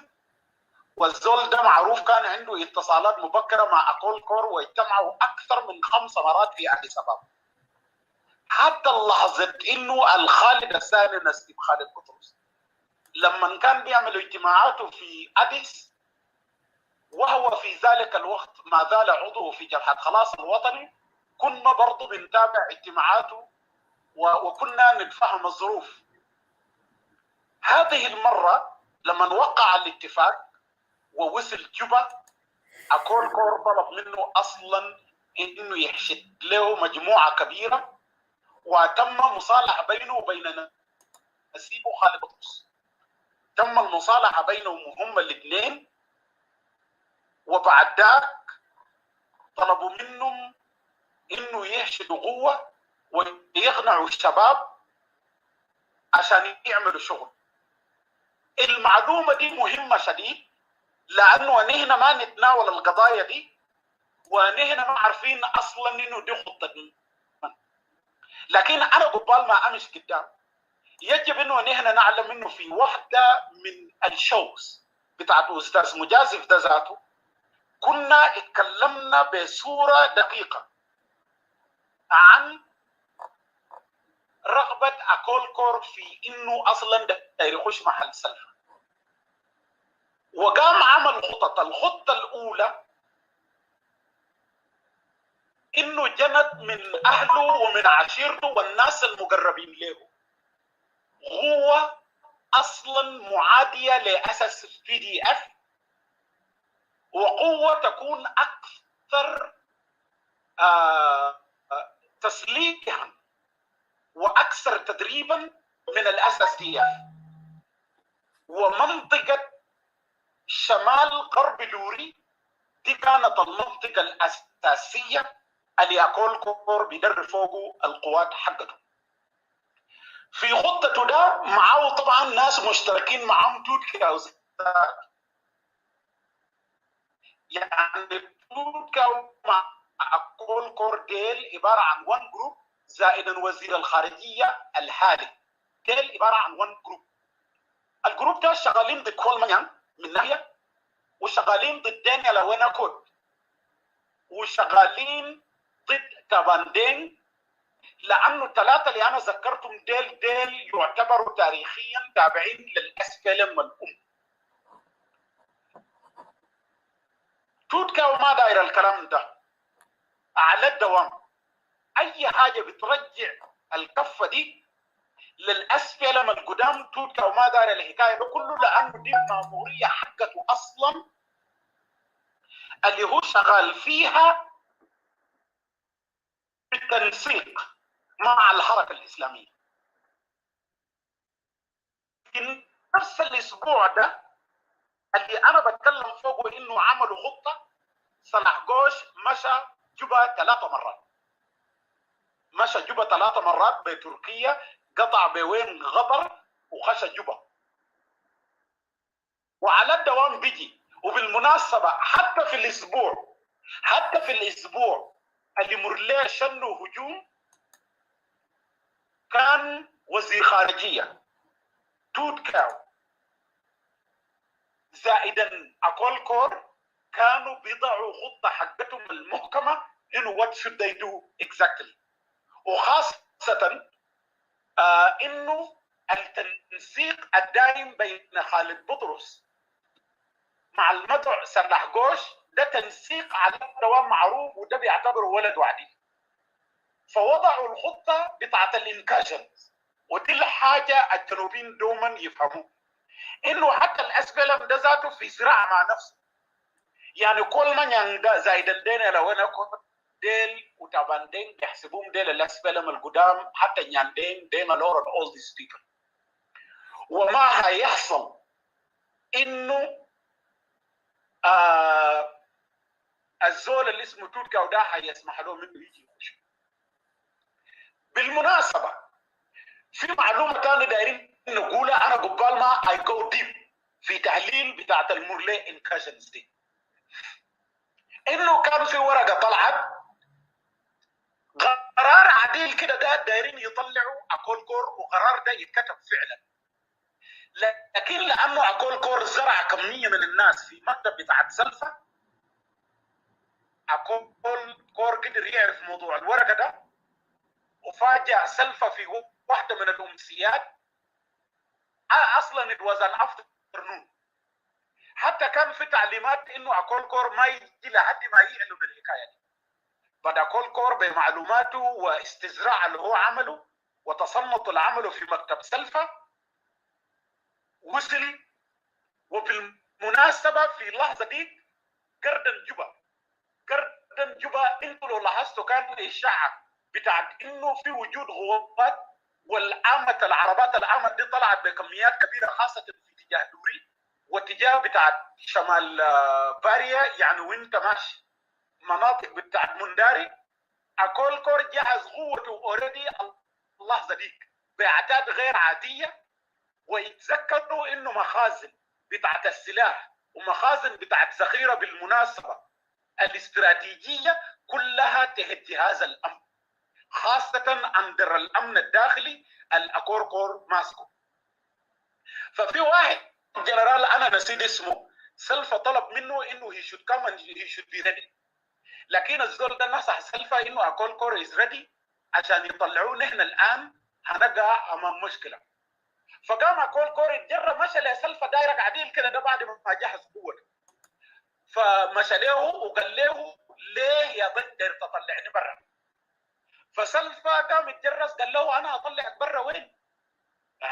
قال له we got this news. انتوا لو ملاحظين الايام اللي فاتت تم تغيير طاقم بتاع سلفاكير الاساسيين حول مكتبه. you remember this some few days back. الناس ما عارفين الحاصل شنو.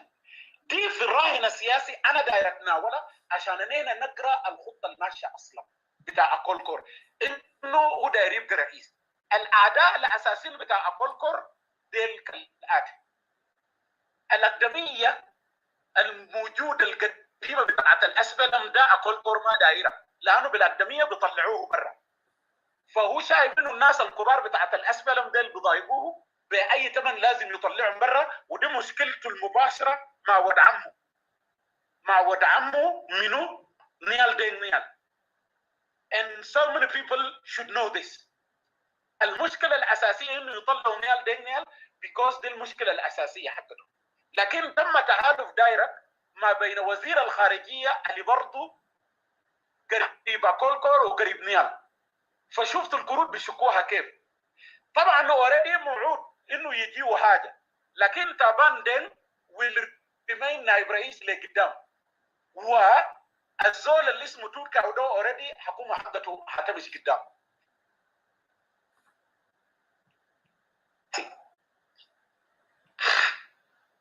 السؤال الاساسي انه ليه لما اكولكور التابع للاسفلم تاريخيا ما توكا وشنو؟ مصالح لمتهم مصالح بتاعت انه هو داير يبقى رئيس.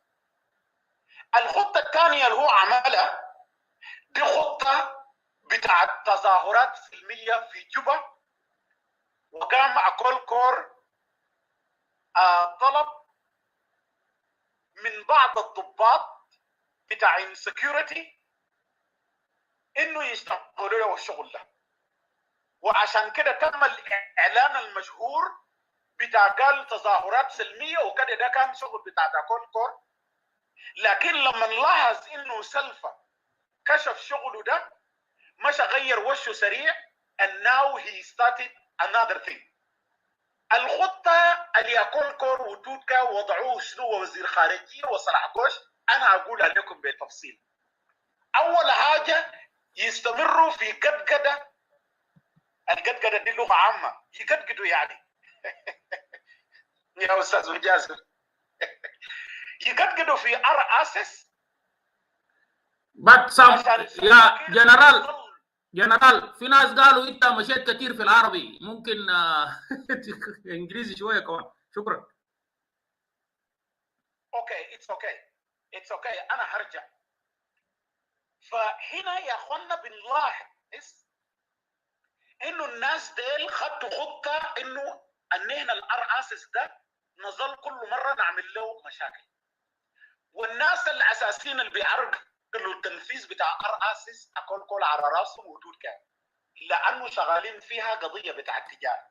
الخطه الثانيه انه لازم تحصل توتر امن في الاطراف عشان سلفا ده يظل مكروه زياده وسلفا ده يكون شغلته معروفة عالميا.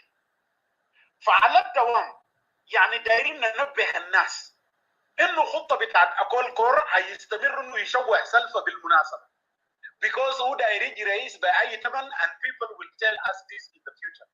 في الوقت الحاضر سلفا ما بيقدر يشيل اكول كور لانه اكول كور اوريدي محصن الان، عملوا له علاقات وهو ذاته من قروش بترول ده هو لاقي قروش من مصادر ثانيه بواسطه بتاعت سلاحبوش وواسطه بتاعت توتكا وده ذاته for your own information. فالقضيه دي ما بالسهوله دي الجنوبيين يفتكروها انه is an easy thing. المعركه دي بقت كبيره. The battle has exceedingly become great and it is no longer a simple thing. And so ضمن الخطه الموضوع بتاع كاونتر انسرجنسي انه يوقعوا اتفاقات، وعشان كده كيتكوان ده نحن بنعرف قلبهم، لكن تم ضغط عليهم من دوائر معينه في الاقليم عشان يجبروهم انه يوقعوا، لانه كيتكوان ده برضه ده مصدر ثاني بيشكل تخويف لسلفا وبيشكل تخويف برضه لاكول كور. عشان كده اكول كور جرى مع توتكا وعشان يمشي يعملوا الطبقه دي سريع عشان يسكتوا دي سياسه بتاعت انه ما تفتح جبهات كثيره. يعني this is a policy, a strategy in war that actually advises for any general not to condone opening so many military fronts at a go. ودي سياسه واضحه ومعروفه.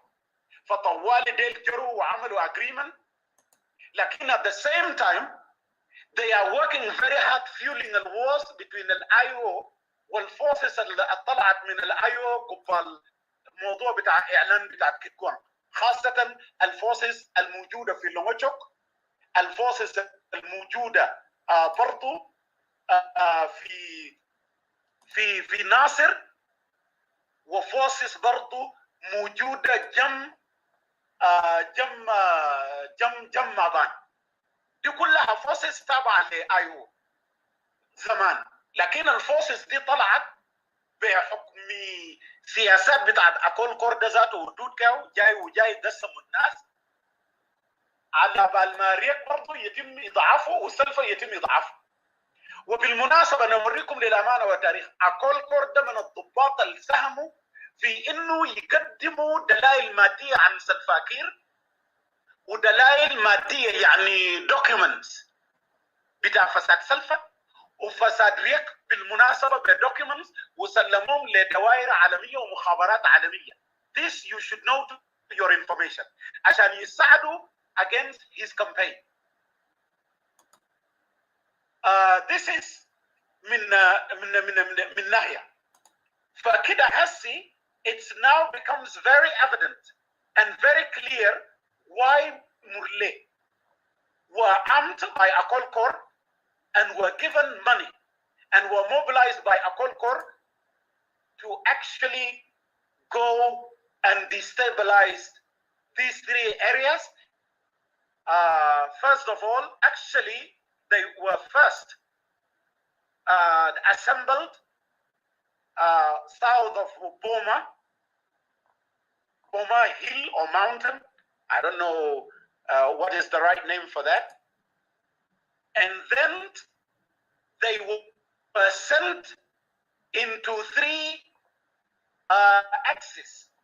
The first into Bichok area, especially families of Chuenkwek, where 15 innocent civilians were killed and 3 villages were burned. That is axis 1. The second axis went towards Bor, where so many children, elderly, were massacred. And the third axis actually to Low Nuer area. ده التحرك حقتهم. ليه السبب؟ أول حاجة المحاور these axes، المحاور اللي أنا اتكلمت عنها في محور مشى لمنطقة بتاع عشيرة بيتشوك اريا في شرق النوير الجزء الشمالي الشرقي، وعمل اتاك وحرقوا قرى هناك. المنطقه ده ليه؟ لانه المنطقه ده مبوه بالناس كتار تابعين لرياك مشار. This is one. لكن at the same time المنطقه ده برضه ناس كتار تابعين لكتوان. At the same time عشان لو نوير لازم نناقش قضية وجوده. دي حاجة واحدة من الحاجات اللي وقعت كعوائق لحركة بتاعت الناس دي إذا المناطق دي استقرت، لأنه الاي او دي ابتدائيا كده سواء كان اي او كتوان بتتغذى بصورة كبيرة من قواتها في مناطق شرق النوير، وسط النوير اللي هو ثيان، زائدا لاك، زائدا كاور، زائدا مناطق بتاعت لو نوير. دي المنطقة الشرقية والمنطقة النوير الوسطى، النوير الشرقية والنوير الوسطى، عشان الناس يعرفوا انه خطة بتاع الجماعة دي شنو. فلازم يخلقوا انكاجنس في المنطقة دي، لازم يخلقوا عدم استقرار instability in this area so that in the future things are so easy that Riek scam is scattered, but on the other hand also Kitgwang scam is scattered, but at the same time also Sulfur is weakened to pave that way for Akolkor now to become the president. أنا أتمنى إنه أنا قبل ما أمشي للنقطة الثانية الحتة دي تكون واضحة. أستاذ مجازف أنت دايرني أقول النقاط دي كلها، ولا لو في زول عنده كلام هنا ده أو إضافة للمودريتورز we can allow that and then I will go to the second point، لأنه قاعدين نناقش موضوع راهن السياسي. فبماذا تقترح؟ What are you suggesting؟ طبعا أستاذ سالم هو موجود كمودريتورز معاكم هناك، وهو اللي بيدير الحوار في الكلاب هاوس. ومعنا طبعا دكتور اندرو هنا في الاستوديو معنا في الفيسبوك. انا بديه فرصه بانه هو ياخذ شويه راحه زي يعني 5-7 دقيقه عشان بعد ذاك نجي نوريه ويوضح لنا الاتفاقيه بتاعهم ده فوق شنو، وبعد ذاك يبروسيد هيد. But right now you can continue. Yes. Okay. دكتور اندرو you can take a rest. Thank you. تم حشد بتاع مرلي بدعم مباشر من أكولكور، هو اللي اداهم القروش، هو اللي عمل التصليح، هو اللي وفر الذخيره، والكلام ده معروف حتى لسلفة معروف. لكن الرجل يا اخوانا زي ما قالوا مرق فقيه مجبور على شنو؟ على الصلاه. في الوقت الحاضر السلفة ما بيقدر يناقش أكولكور كتير، ما بيقدر يجيب لنفسه هوا مع أكولكور، وسلفة ما بيقدر يجيب لنفسه هوا مع توتكاو، لأنه توتكاو وراه طبعا ناس تقيلين في الإقليم، وات ذا سيم تايم ما تقيلين فحسب، لكن توتكاو ده برضه عنده ميليشيات لو طلعهم برا سلفة كده بيكون قاعد عريان. عشان كده يا اخوانا let us be very honest في الموضوع ده. طيب مرليش انه هجوماتهم وكده. بالمناسبه قيادات بتاعت بور عارفين الكلام ده انه اكولكور يا هو عمل الحكايه ده. They know this and everybody is aware about this. Nobody can lie. الناس دي عارفه بالضبط كده ده انه اكولكور ده هو اللي عمل الحكايه ده. He's the one who is fueling this war. انه يحصل disstability. السبب شنو؟ Because there are some senior SPLM officers and very highly educated politicians who hail from that area, and Akolkor wants to keep them busy and confine them to those levels. Right. وداري يخلق لهم مشاكل نفسيه فوقهم، وعشان كده هو قصد انه يعمل الديستابيليتي دي. لو انتم ملاحظين في مره اتكلم وعمل التسجيل، انا نسيت اسمها، الزوله دي قالت معلومات دقيقه، ودي معلومات طالعه من جوا من اصدقاء بيت العزيزيه. انا لما اقول اصدقاء بيت العزيزيه انا قصدي ناس كولمان ديل، انا قصدي وزير الاعلام مايكل ماكوي والجماعه ديل المؤيدين حكومه بتاعت سلفا. and actually لما اهلي في بورا عرفوا الكلام ده عملوا بطريقه ثانيه، حشدوا شبابهم وبقى كلام قالوا للناس diaspora انه take this responsibility. but we know انه كولمان ومايكل ماكوي هم وراء انه الشباب دول يقوموا، ودي قوه كبيره شديد بالمناسبه. ما كونوهم عشان يمشي يشاكلوا مرلي فحسب، هيشاكلوا مرلي، لكن at the same time you must know انه هم برضو they have reached بعض القيادات من لونويل telling them انه يا اخوانا الناس دول بيسرقوا بقرنا وقتلوا اولادكم وقتلوا اولادنا وشالوا بقرنا وشالوا بقركم، so let us fight this war together. كل من يانغ ومايكل ماكوي قصدوا انه يحشدوا ده القوه ده ويكون عندهم سلاح so that it helps them should there be any eventualities in the future.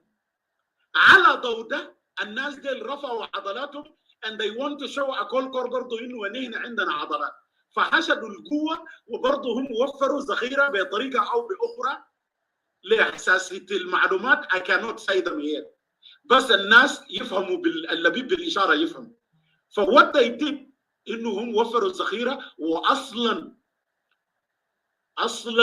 شباب بتاعت بور وبعض المجموعات وفروا لهم سلاح بدري، فقام قسموا بعض الذخيره ما بين الشباب بتاعت بور والشباب بتاعت لونوير، وطوالي حصلت هجوم لبيبور.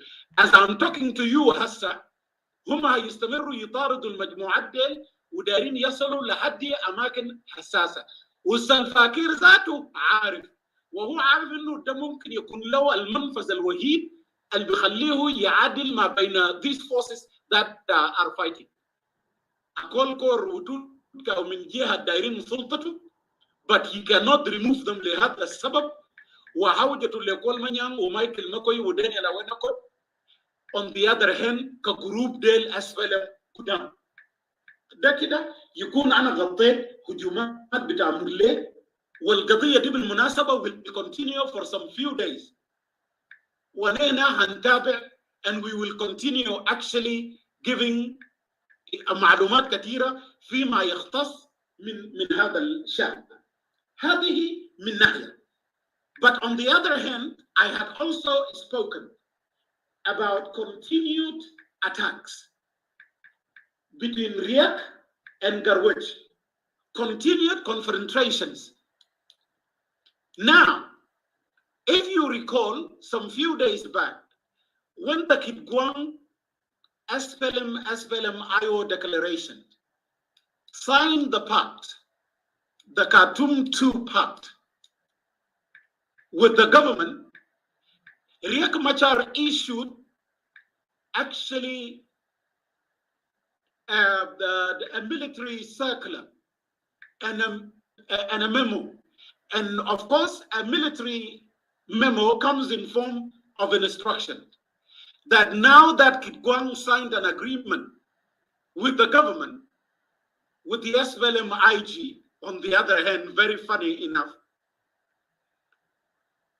he's giving orders that fire should be ceased. دي نقطة مهمة يا أخوانا. الورقة دي كانت مداولة، وأنا بفتكر إنه مولانا تريزا ناقشت في our diversity الموضوع ده. I think so. فهنا it is now very evident اللعبة اللي بيلعبوه.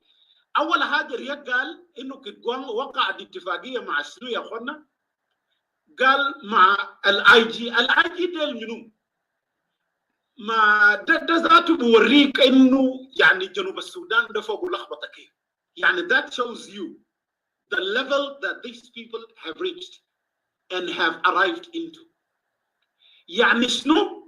انه نائب رئيس يمشي يقول انه اي جي وقعوا اتفاق when he is actually the first vice president يعني ورا سلفا. ده يعني الآتي قبل ما أنا أمشي للديتيلز. First of all, it means إنه these agreement على الدوام agreement اتفاقية حشة. This is just more than a useless kind of agreement. And this agreement is so elastic enough that it can be transgressed at any time because it is not anchored of any strong hold of guarantorship, whether regionally or internationally. الحكاية دي يا أخوانا حكاية مهمة شديد. أنا before I go في details.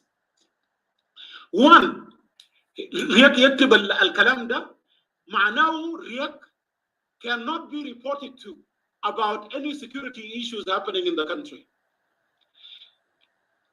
by either presidential advisor, Tutkel, or a Kolkor, who is on the desk of the internal security. ده أول كلام. ورياض بعيد تمام كل البعد وشايفينه بس كرئيس بتاع IO ومنصب له كفاية بالنسبة له. He knows nothing about الحاجة اللي حاصلة في country. He should have said إنه الحكومة وقعت الأجريمنت مع كيتغوان وبالتالي لازم ضرب النار والمشاكل تقيف بيننا مع الناس دي. كان المفروض يقول الكلام ده. لكن on the other hand طبعا رياك was being also driven by the jealousy within him against كيتغوان. نحن عارفين الكلام ده إنه رياك عنده غيرة against كيتغوان. البيان حقه ده he was trying actually to bring about attention of those who supported Kit-Gwang from the onset and actually gave up on Riek. And these were mainly fans and supporters of IO. But now they defected and left him and they supported Kit-Gwang. So it would be lovely to Riek to say that Kit-Gwang signed an agreement with the government to mischief Kit-Gwang and tell his supporters and fans on the other hand that these people now have become a part of the government. So what need is there for people to still follow them instead coming back to the IO? That was the message that he was indirectly trying to communicate on one hand. Lakin at the same time, he was trying to communicate to the international community and the region إنه هو كرياك ما عنده مشكلة مع كيتغوان. لطالما هم وقعوا مع IG فلازم إنه the fire should be ceased. لازم يكون في وقف لإطلاق النار. ده المحتوى بتاع البيان بتاعت الزول ده. Now نجي للموضوع المهم. دي كانت مقدمة بسيطة بس لمشاكل ما بين كيتغوان ورياك ليه مستمرة لأنه تعليمات جاية من رياك إنه لازم كيتغوان ده كل مرة يدوه هجوم. وبالتالي مع إنه الأجريمنت اتفقوا على مناطق بتاعت الحشود فكان قوات بتاعت كيتغوان حاشدينهم في مناطق معينة في النوير الشرقية، خاصة المنطقة بتاعت بيتشوك ده ما بين اللو نوير وجيكاين نوير في فوسس هناك بتاعت كيتغوان حشدوهم هناك. وتاني عندهم حشود في مناطق قريبة يعني في مثلث كده بيربط ما بين ملوط وباليت والناصر ولموتشو. الاريا دي ما عنده اسم، دي منطقة كبيرة وهم قاعدين فيها هنا. لكن لأن القوات دي عددهم كبير ريك ما بيقدر يهاجمهم، فمشى اختار عشان يهاجم المجموعة البسيطة اللي موجودة هناك. فالأيام دي كلها حصل لمدة 4 أيام مشاكل مستمرة من صباح الساعة 6 مشاكل قاعدة تبدأ بتستمر لحد الساعة 3 تاني لحد الصباح اليوم التالي. في هنا إنهم كلهم الاثنين موقعين على اتفاق والريك عدى تعليمات إنه ده should be ceasefire. ده بوريك النيات بتاعت ريك وخططه في راسه، لكن at the same time برضو أكولكور بطريقة أو بأخرى داعم المحور ده بحيث إنه أدى آلات للقوات حقته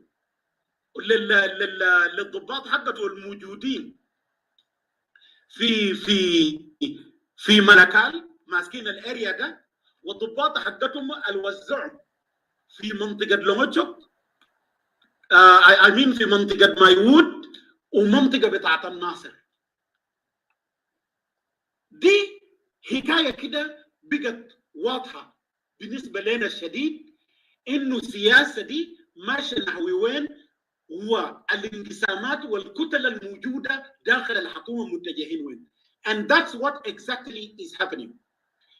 في فورسز ثانية دي تابعة لأكول كور، لكن الفورسز دي أصلاً تحت وزير بترول الفائد إزيكيل لول. ديل ده فورسز حقته وموجودين في منطقته بالذات، منطقة بتاعت ملوى القاوث، والفورسز دي ماسكة واحد من الجنرالات كان يوم داك ماسك الاوبريشنز في ديفيجن 8.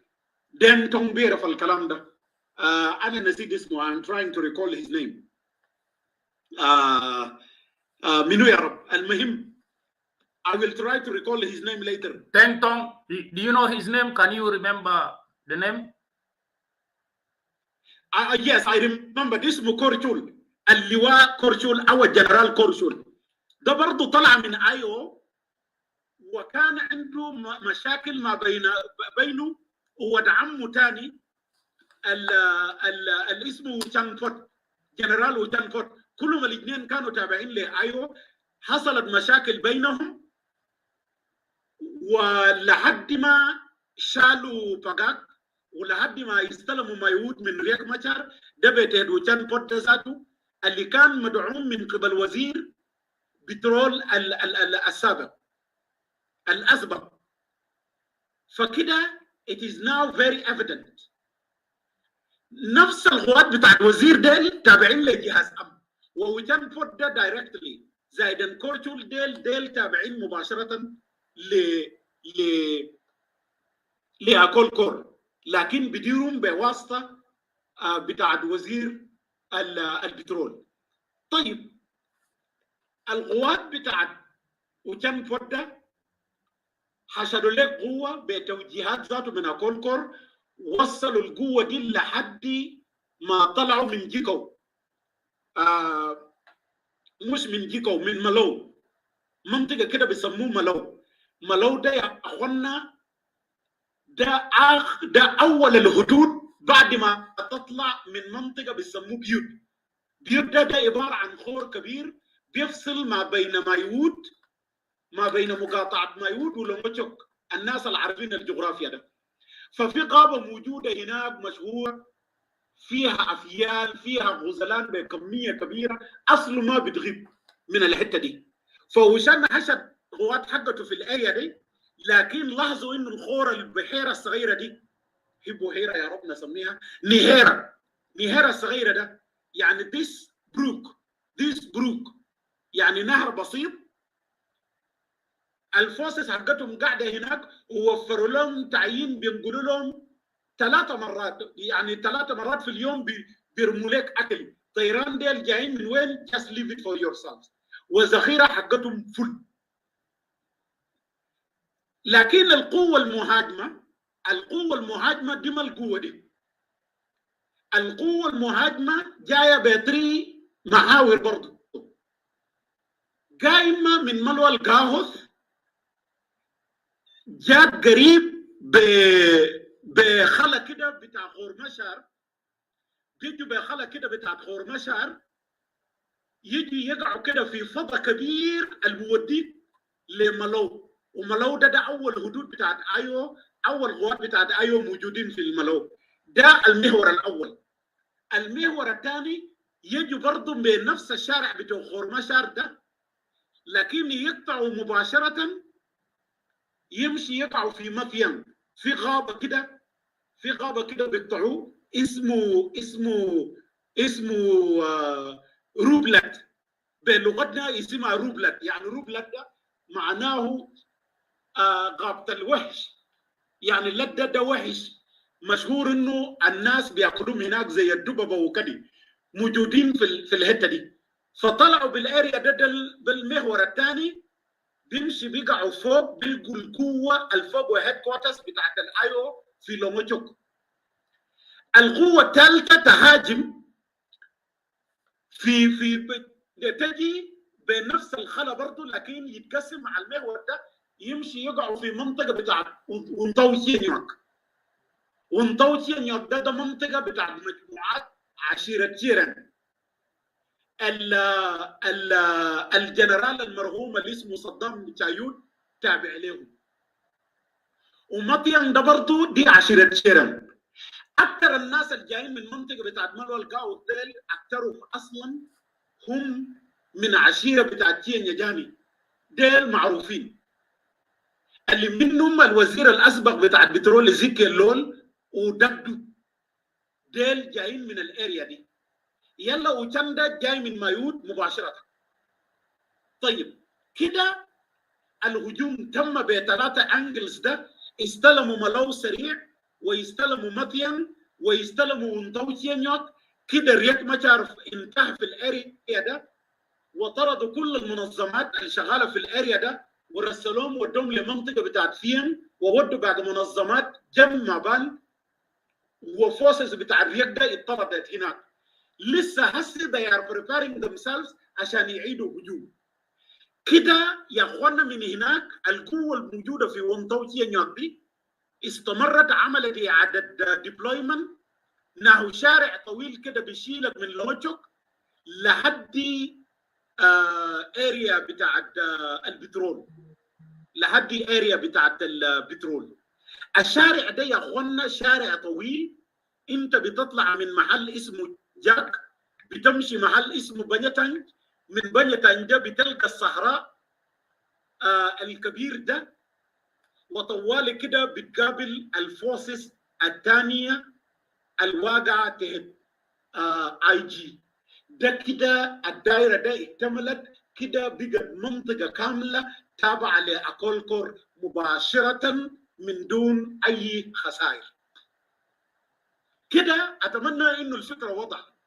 كده اكولكور عنده نفوذ هسه كده في شرق النوير. كده هسه عنده نفوذ في وسط النوير. كده هسه عنده نفوذ اتاسست بطريقه او باخرى في مناطق مورلي. And the man is ready to fight Salva under any time. لما هو يشوف انه ده زمن المناسب. And it is just matter of time. And take this from me. الا يتم مصالحه قويه ما بينهم بسياسه كونكورد. غير كده we are just talking about facts. طيب هل المشاكل دي هتجيب؟ المشاكل دي ما هتجيب. Why المشاكل دي ما هتجيب؟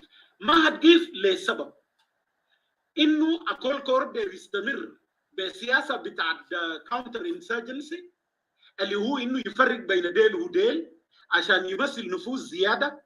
لكن at the same time بديه فرصه انه ينقل سلاح ويوديه للارياس بتاع النفوذ حقته ده. لانه تكتيكلي كده منطقه بتاعت توتكا ومنطقه بتاعت بول عندهم فوقهم وجود هنا اوتوماتيكلي. ومعهم منو؟ معهم اوريدي والي بتاعت ولايه الوحده. عشان كده الزول ده ما بيتشال بكل سهوله. كده يا اخوانا I hope the picture has now become very clear as to why المشاكل دي موجوده وليه حصل اتاك لبور وقتلوا ابرياء من شفع صغار وناس كبار في العمر. and the same time في منطقه بتاعت لو نوير ومنطقه بتاعت النوير الشرقيه خاصه في عشيره بيتشوك خاصه خشومبيت اسمه تشينكوين.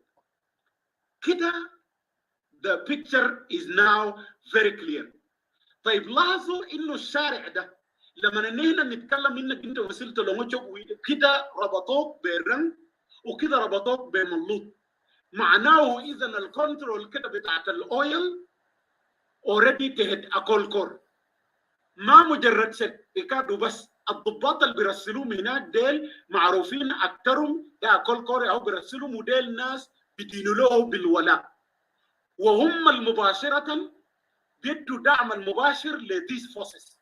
دي حكايه كده بقت معروفه. انا داير اختم بانه في ظل الظروف دي كلها كتجوان قدامها حاجات معينه. يا تفتح عيونها زي الريال وتفهم السياسه دي وتلعبها كمان لعبه سياسيه، يا بتقع ضحيه.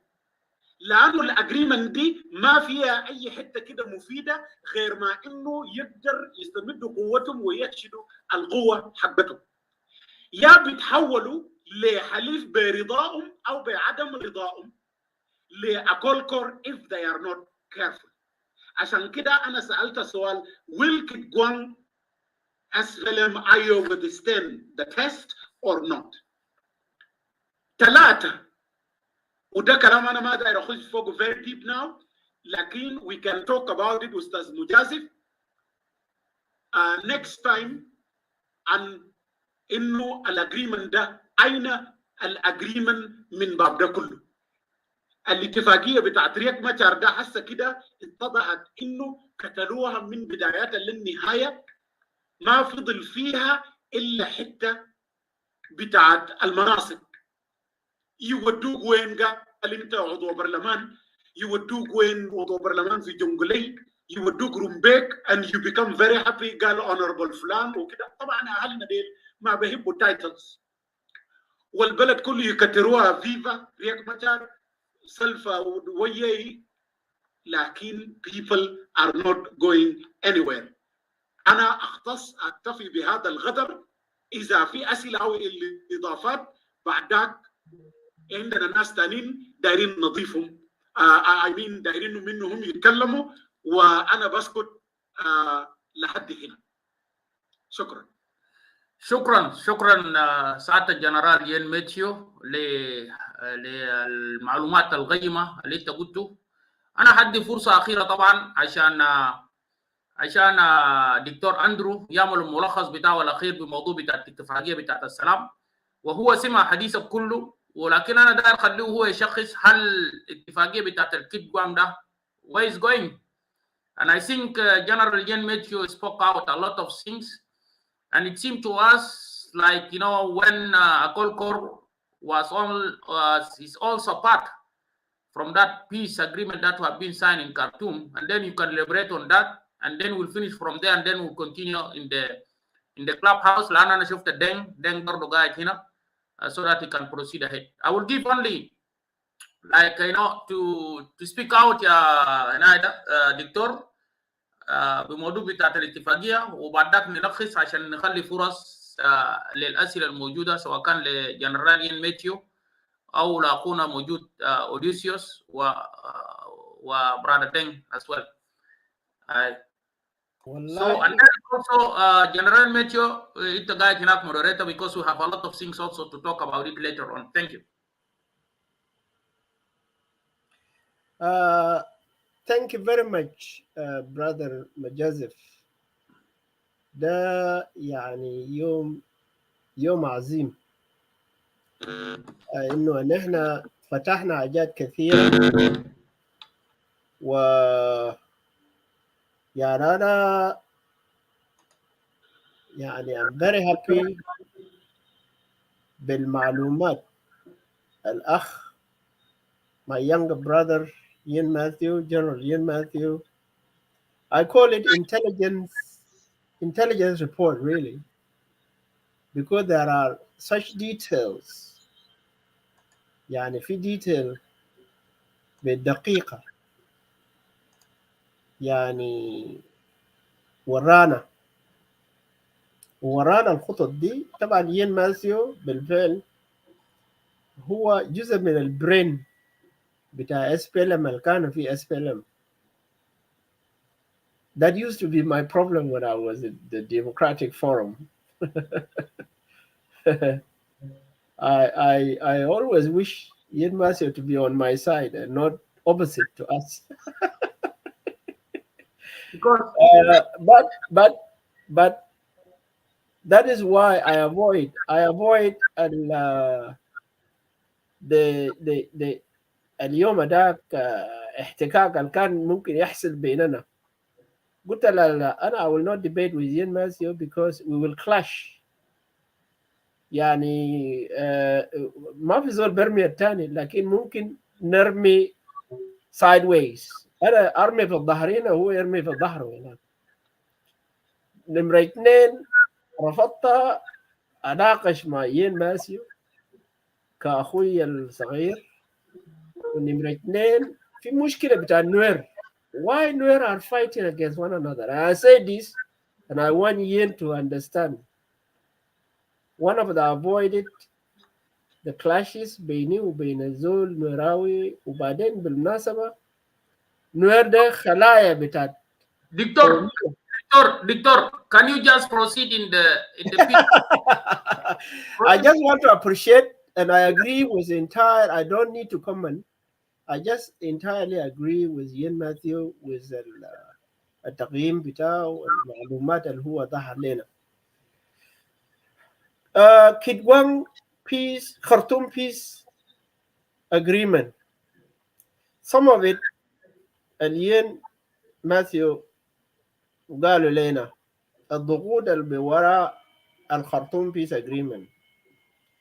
أول بأول دكتور يغ لأنه عارف المنتاليتي بتاعنا وعارف بنعمل في شنو وممكن نعمل شنو بكرة we will win the spirit of South Sudanese nationalism and unity. فقام رمى علينا قنابل بالسرعة عشان نحن معنا واحد ونحن ما يعني الناس كثير ما to mobilize.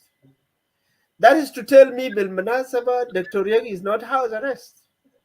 He just don't tell us the truth that he abandoned the army and he surrendered himself. Because how could you be attacking and aiming to kill the Gwang leadership, General Simon Garway, and because that was the aim. He wanted to totally eliminate the two leaders so that we don't have any kind of claim, so that we don't have anywhere to gather or to come together. يعني حتى نحن ممكن نعمل تجمع بتاعنا ونعمل حاجاتنا الجديد والحركاتنا الجديدة وممكن نوحد الجنوبيين لأنه كان عندنا نداء للجنوبيين يجي يتفل ويقعد معنا في كيدوان. النتيجة لذلك كان بيطلع حاجة كويسة جدا لكن هو عارف الكلام ده عمل 7 هجومات. Yeah, but now you signed the peace. You signed the peace with the government. So what is inside that peace? Do you think that peace can proceed? Yeah. دائما وابدا we don't dismiss the success of peace, but not the peace Riek sign and the way Riek has united. And نحن will try our best on our side to show our commitment to peace. Now all of us we need peace. Only that the government should also show their seriousness. They try to tell us, and I don't dismiss Ajad al-Gadul yen behototum, but then you don't take your other side for granted.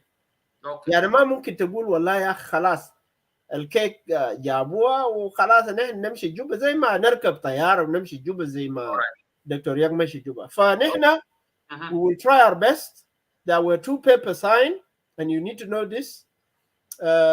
One paper is Katiba بتاع Gwelek within IO signed their own paper because they said they need to see eye to eye with their conflict, and that is their democratic right. And I think somebody like General Johnson Oloin protested and rebelled because of the land. All right. And then we see that is right. Everything is in the right order. We have signed an agreement. We have 2 committees that went to Juba. And if Juba is serious, we have that demand that the army must be brought together and must be nationalized. And then we don't have any problem. We put down the gun. We still stick to fire, ceasefire. And we don't have any problem. So it means that if the government will to implement the peace agreement, that is will fine. Otherwise, you have your members, those who are already learning Juba, and it seems to them they are going to be the same like Riek Machar because Kir doesn't have any will to implement any peace agreement like what we used to see already from 2018 up to now. Nothing has happened there. But unfortunately, I don't know if things are going to be good for those who are coming from Gwang group or Gwang Declaration. Mr. Andrew, we will see, the days we will see, and I will interview again to see that if he really implement that peace agreement. So I'm going back to the moderator down there in the clubhouse, so for you to proceed ahead, and then I think we are going to end here in the Facebook. That to also say thank you very much to Mr. Andrew for being with us here tonight, and appreciate so much, you know, your information and what you have been saying. And it was very important for me when you said that Kir rebel against Dr. Riek Machar, and you are one of them, those who cook that, you know, that Kir rebel against John Garang, yeah. and Dr. Machar is the one who reconciled them. All right, thank you. Thank you very much. God bless you, and see you next time. Mr. Andrew, maybe you can join us in the clubhouse as well. Thank you. Bye-bye. No problem. Thank you very much. Thank you. General Ian Matthew, I think we end up here. You can proceed over there. We see that we have Malwal is there, and Deng, and also Odysseus. Thank you.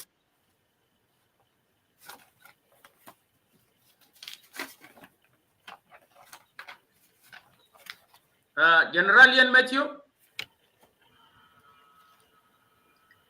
ايوه ممكن ان احنا نمرر الدور. اوكي. استاذ ملوان ممكن يمرر الدور ولا يتكلم هو؟ انا ما اعرف. اوكي. استاذ دين الاول ولا استاذ اوداسيوس؟ I don't know. Yeah, I think Malwal first to start something, and then after that we'll give to, I think Deng came and then Modosius. I think so. Anyway, thank you. Malwal, further. شكرا ياسف، شكرا يا جنراليان ماسيو إديسو دين ويليام الناس المتابعين تحت. النقطة داير أضيفه وجنراليان اتطرق له تماما أن الراهن السياسي الموجود في جنوب السودان. الاتفاقية اللي حصل في الخرطوم ده ما اتفاقية، ده اسمه ده اتفاقية بتاعت أقال كور لحماية بتاعت مناطق بتاعت النفط، الاستمرارية بتاعت اللي يكون في مصدر من الناحية الاقتصادية.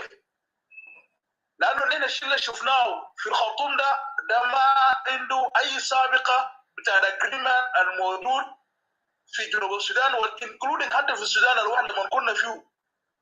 هذه اتفاقية بتتم بين الطرفين بدون طرف ثالث. لو سألناه الطرف الثالث او الضامن للاتفاقيه اللي تمت مع تركيا وكدوان ما حتلقى ضامن. اذا ده اتفاقيه بتاعت انه اقل كور داير يامن المناطق بتاعت النفط اللي هي في مناطق بتاعت على النيل، وزي ما المناطق بتاعت النفط في ولايه الوحده تحت حمايه بتاعه وتحت حمايه بتاعت تركيا، هو الوفر الامن في مناطق بتاعت النفط في ولايه الوحده، لانه القوه اللي بتمتع به تركيا في مناطق بتاعت بانتيو، التصليح اللي موجود في مياه ما موجود في اي ديفيجن موجود في جنوب السودان. وده بلاننج بتاع منو؟ ده خطط بتاعت تركيا لحمايه بتاعت المناطق النفط، واعضاؤه هو المجموعه بتاعت اكولكور وميت آدي ومعه المجموعة الثانيين أجينس بعض القيادات اللي موجودة داخل الاسفلام بنفس الكيفية. أكولكور ومجموعة توت هم الرافضين إنه يوقعوا السلام مع بعض المعارضة، وبالتحديد هم الأجينس مجموعة بتاع ناس باغان ومالون. وأشد زول رافض إنه مالون يرجع جوبا ده أكور، لأنه هو حاسس بخطورة التعرض بتاع مالون، ممكن المياه ترجع لمجاريها. عشان كده لو لاحظت مالون كل ما يجيب ناطق رسمي بيعمل يومين ثلاثة أكول بيجيله ودي جوبا. ده بلاننج اللي ماشي بيه أكول، وده أغلية اللي ماشيين بيه والحاكمين بيه جنوب السودان. ده الأغلية بتاعت الكيزان بالمعنى الكيزان هم الحاكمين حاليا جنوب السودان بالاغنياء اللي هم الابنياء اللي بيديروا المؤسسه الرعاسه اللي فيه كير. ده النقطه اللي كنت داير اثبته اخ مجازف. النقطه الثانيه بنفس الكيفيه الجانب الاقتصادي اللي قلت له وزير الماليه والبنك المركزي انشال في فتره واحده، لانه محافظ بتاعت البنك المركزي ما هم تابع الجروب بتاع ناس تركيا وقال كور، وبنفس الكيفيه وزير الماليه ديل اللي كانوا تابعين للمجموعه اللي كانت بتدعم خط بتاعت السلفه، وبالتالي لما لقوا انفسهم هم خط بتاع تركيا طوال تم يبعدوا داخل جوبا.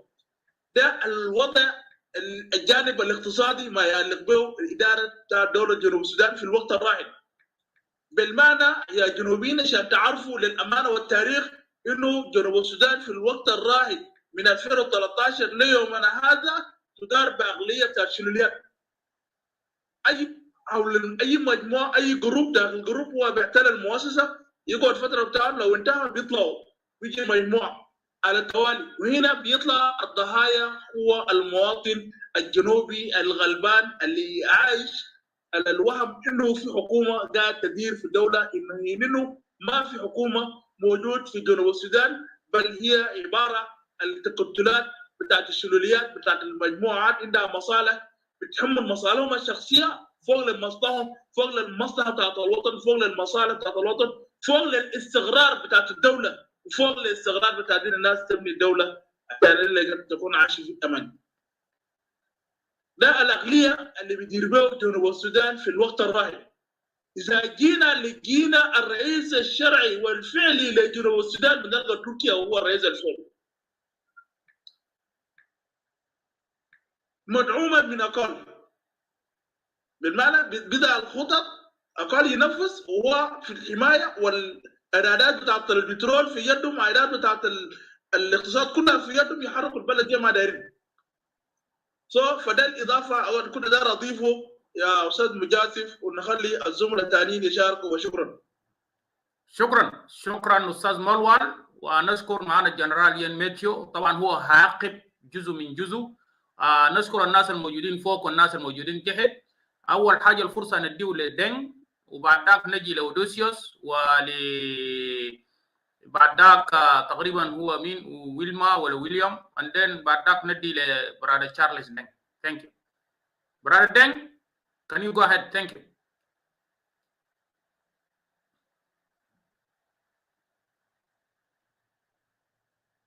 Brother Ustaz Deng Tong, are you there?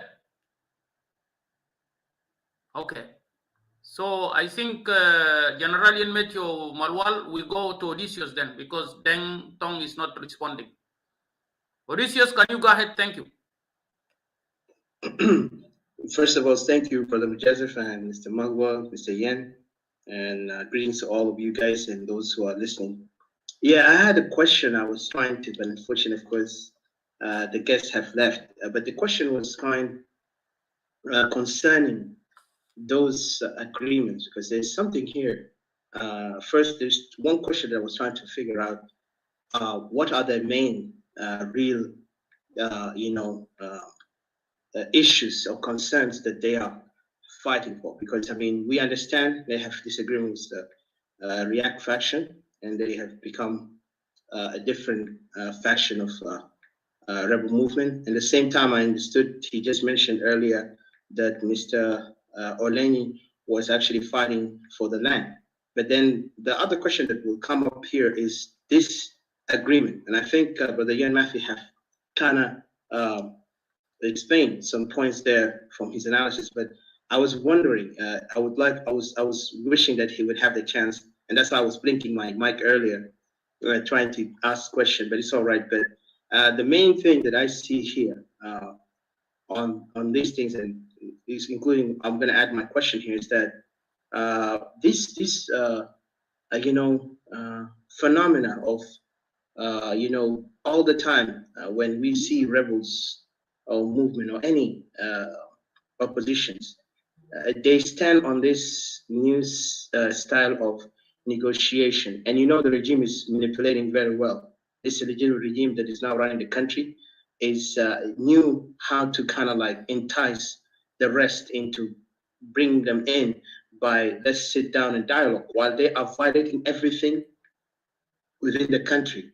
So I wonder, these things going to be continued like that, or they have to stop and reassess themselves? And I say this to all of us who are opposing this regime, because I feel this negotiation style or this, sit down and make a deal.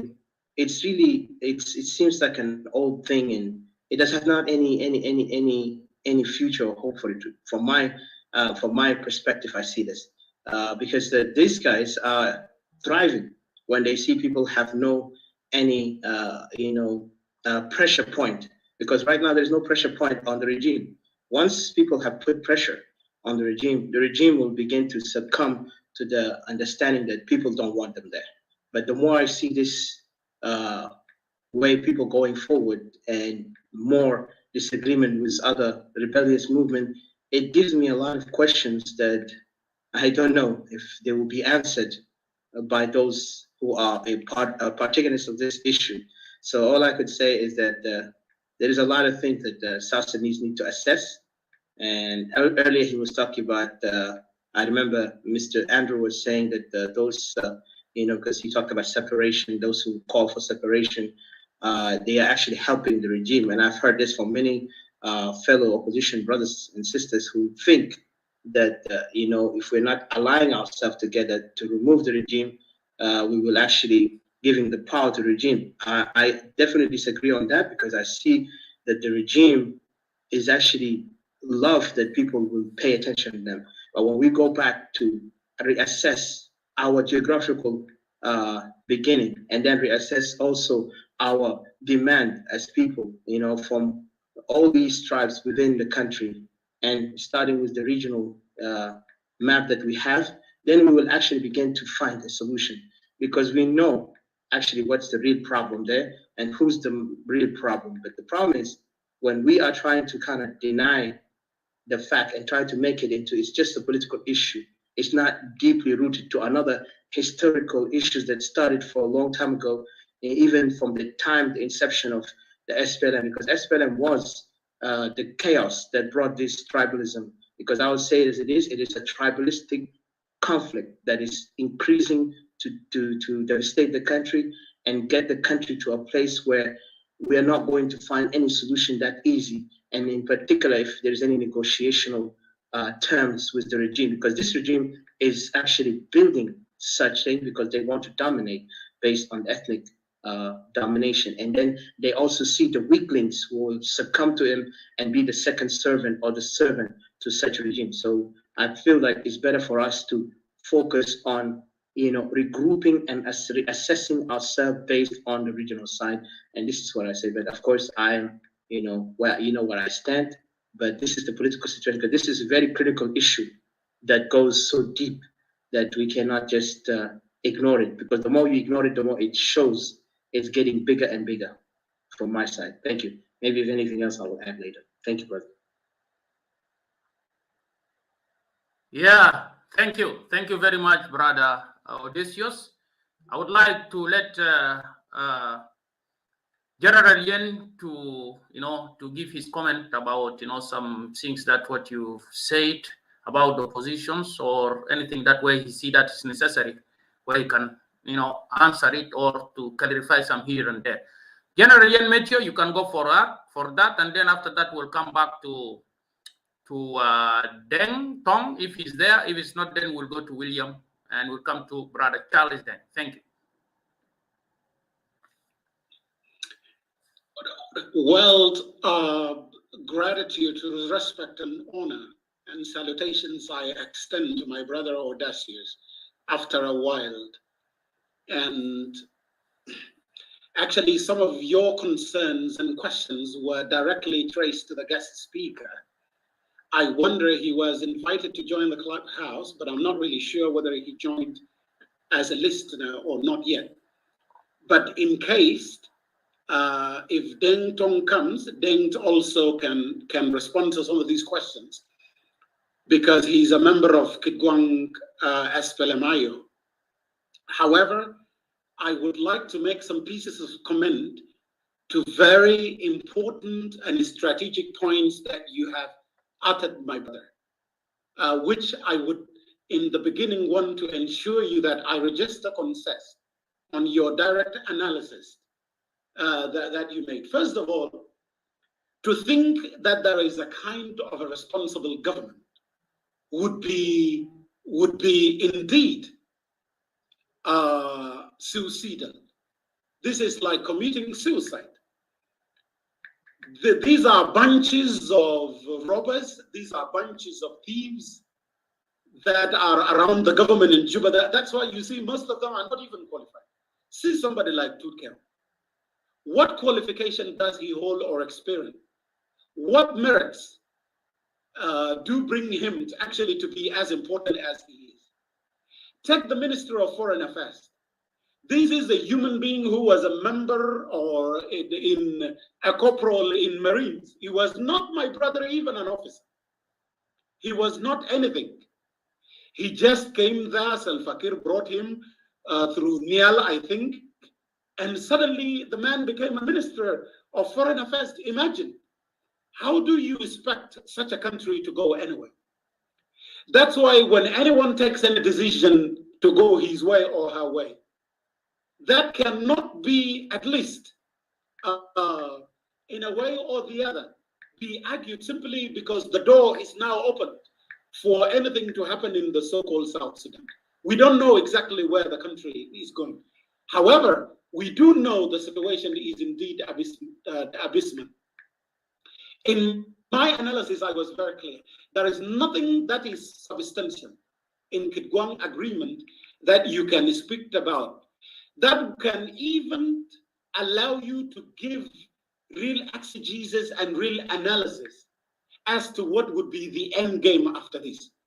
However, we do know, according to the available intelligence, that Akolkor and Tutkal did this to strengthen their stance, because we know for sure that Akolkor wants to be the president. And he continues with his contaminous and venomous messages to Jim community, telling them that when Selfa goes, if someone is stronger doesn't come, the 63 tribes will finish us. This is the message that Akolkor uses sometimes. And by the way, he has support even within the JCE. The JCE, by the way, gave up on Selfa. They are working on two directions.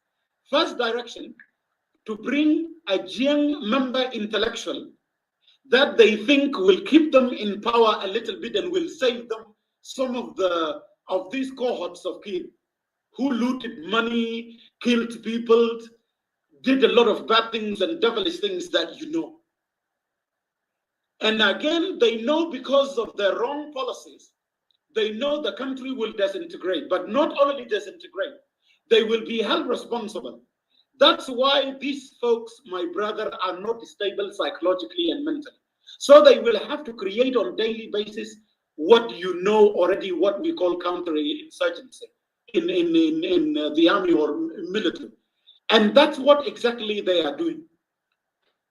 And so they do not care. For Akolkor, he's not even serious. He's not even serious that Kitgwang group will go to Juba with how many forces, so long Kitgwang is in agreement with them. Even if they are 20,000, for Akolkor, he doesn't care.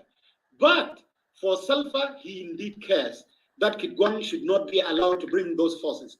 And is a point of their argument now. But of course, they have to come to a common ground.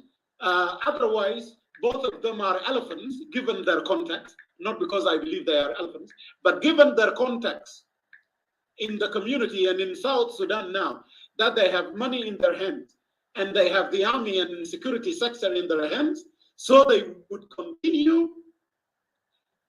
actually to negotiate so that they reach a common ground. Otherwise, if the two elephants fight, the grass will suffer.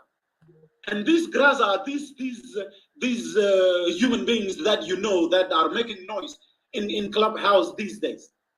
And so I am afraid that anyone will give you direct answers, my brother, as to why this Gwang agreement was signed, except the only scenario that I'm speaking about now.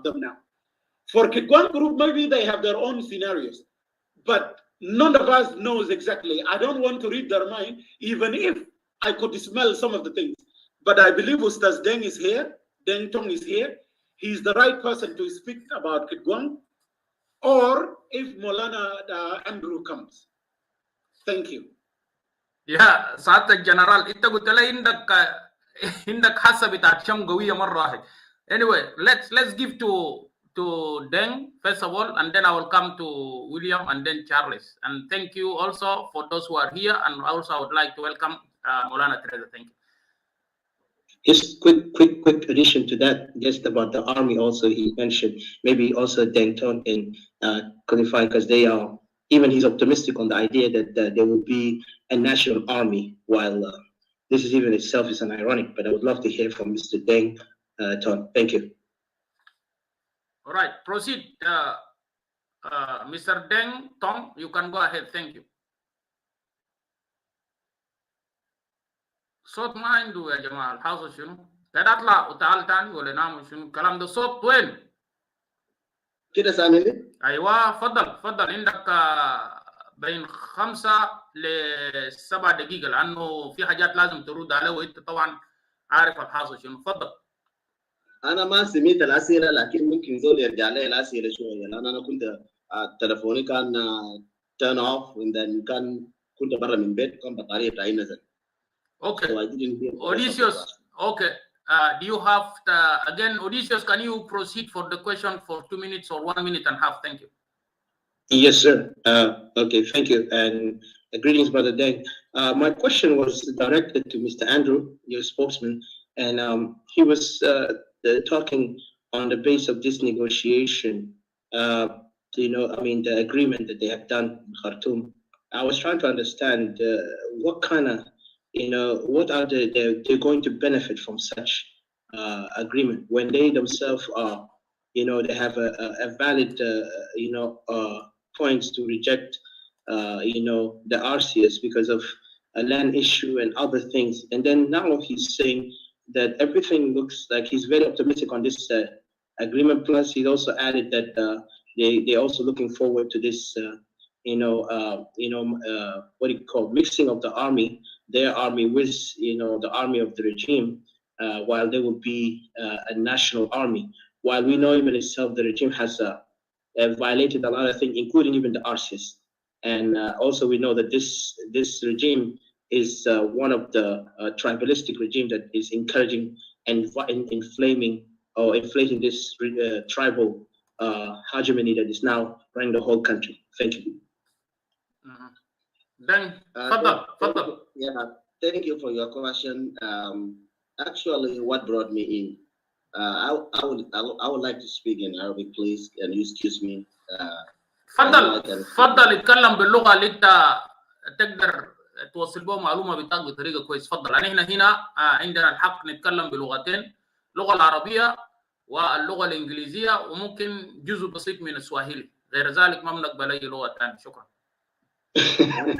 انا بقدر ابوصله بالانجليزي كمان، لكن انا بس ما بحب انه اتكلم بعربي. تفضل. شكرا لكم. السؤال بتاع اخوي واضح، انا بجاوبك، وانا هسه كتبت كتير انا هجاوبك. نرجع ورا حاجه الاول اللي دخلني، سؤال بتاع اخونا الناس الاول اللي هو هل الاسئله ما يودا بيقدر بيجيب في وجه الرياح او وجه الهواء الكبير اللي فوق ده، او في الحته اللي وقعت فوق بيقدر بيجيب. اخوي الناس بنقدر نجيب،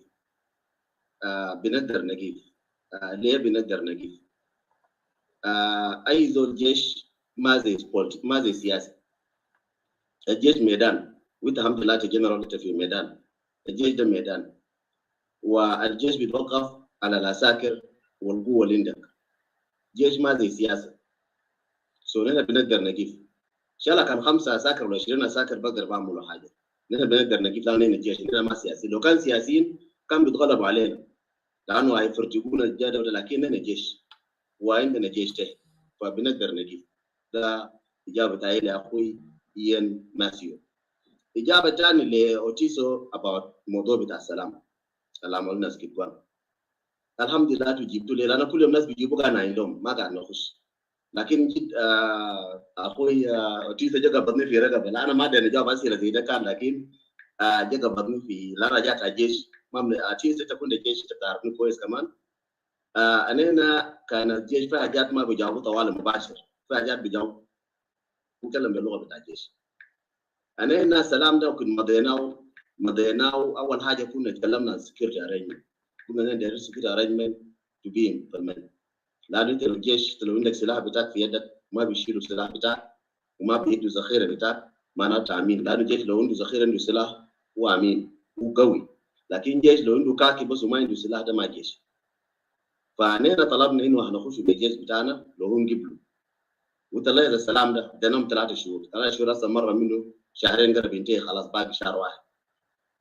انت هتقدر تقرا من هنا زي ما الناس بيقولوا قاعد يشموا ممكن قاعد يشموا زي هنا بتدرس انه نحن السلام بتاعنا مع حكومه ما دايرين فيه دول زي بتاعت ريك مشار عملوا وريك مشار عمل سلام بدول كله بشنو مش او سلام رفض له هسه ممكن بيمشوا في روم بيمشي بقر بلف ناس كده في روم بيرجعوا أننا ما دار لفلفة من دارين جيشنا بس كيف جيشنا يوصل هناك جيشنا من يوصل في ملكال ولا يوصل في ملكال الجيش بتاعنا يوصل في مناطق ده ويكونوا قاعدين في مناطق قريب لحكومة أنا لازم ما بعيدين في بودر بتاعنا يا جماعة أنا قاعدين في بودر بتاع الشمال خلينا نجي قريب لما نجي قريب ده بيجي يشوفوا بيحصل شنو فده اللغة عسكرية أنا أقول لكم فعندنا اللغة العسكرية أنت لو قريب مع الانمي and then respect fight at any time. أنت لو بيجي you confront your enemy respect fight at any time. ده بس ده نقول لكم ما هذا بسيط. فأنا داير أجاوب باقي الأخوان أوتيسو سلام بتاعنا ده ما سلام الدير ناس كتير. ده سلام بتاع إنه بصراحة كده يا اتغلبت عليه يا اتغلبت عليه. ما تقول ده سلام إننا جايين نعمل سلام بتاعه لو هم ما عملوا كويس بس حراجات ثانية انتوا هتشوفوا خلال الشهور ولو هم عملوا كويس اوكي احنا بنمشي نشوف نمشي نمن نام وين ثاني وده بالواضح الرئيس قالوا دول قال لهم يا اخي سلامنا مضيتوا معكم ده لو ما قدرت تنفذوا القابه لسه بيجيبوا ولو نفذتوا بنمشي نمشي نشوف بفتش وين ولينا ما تبقوا كتفات بالجيش بتاعه مثلا نديكم مثل فات بالجيش ده وصل في جنوب في زول سالوا لا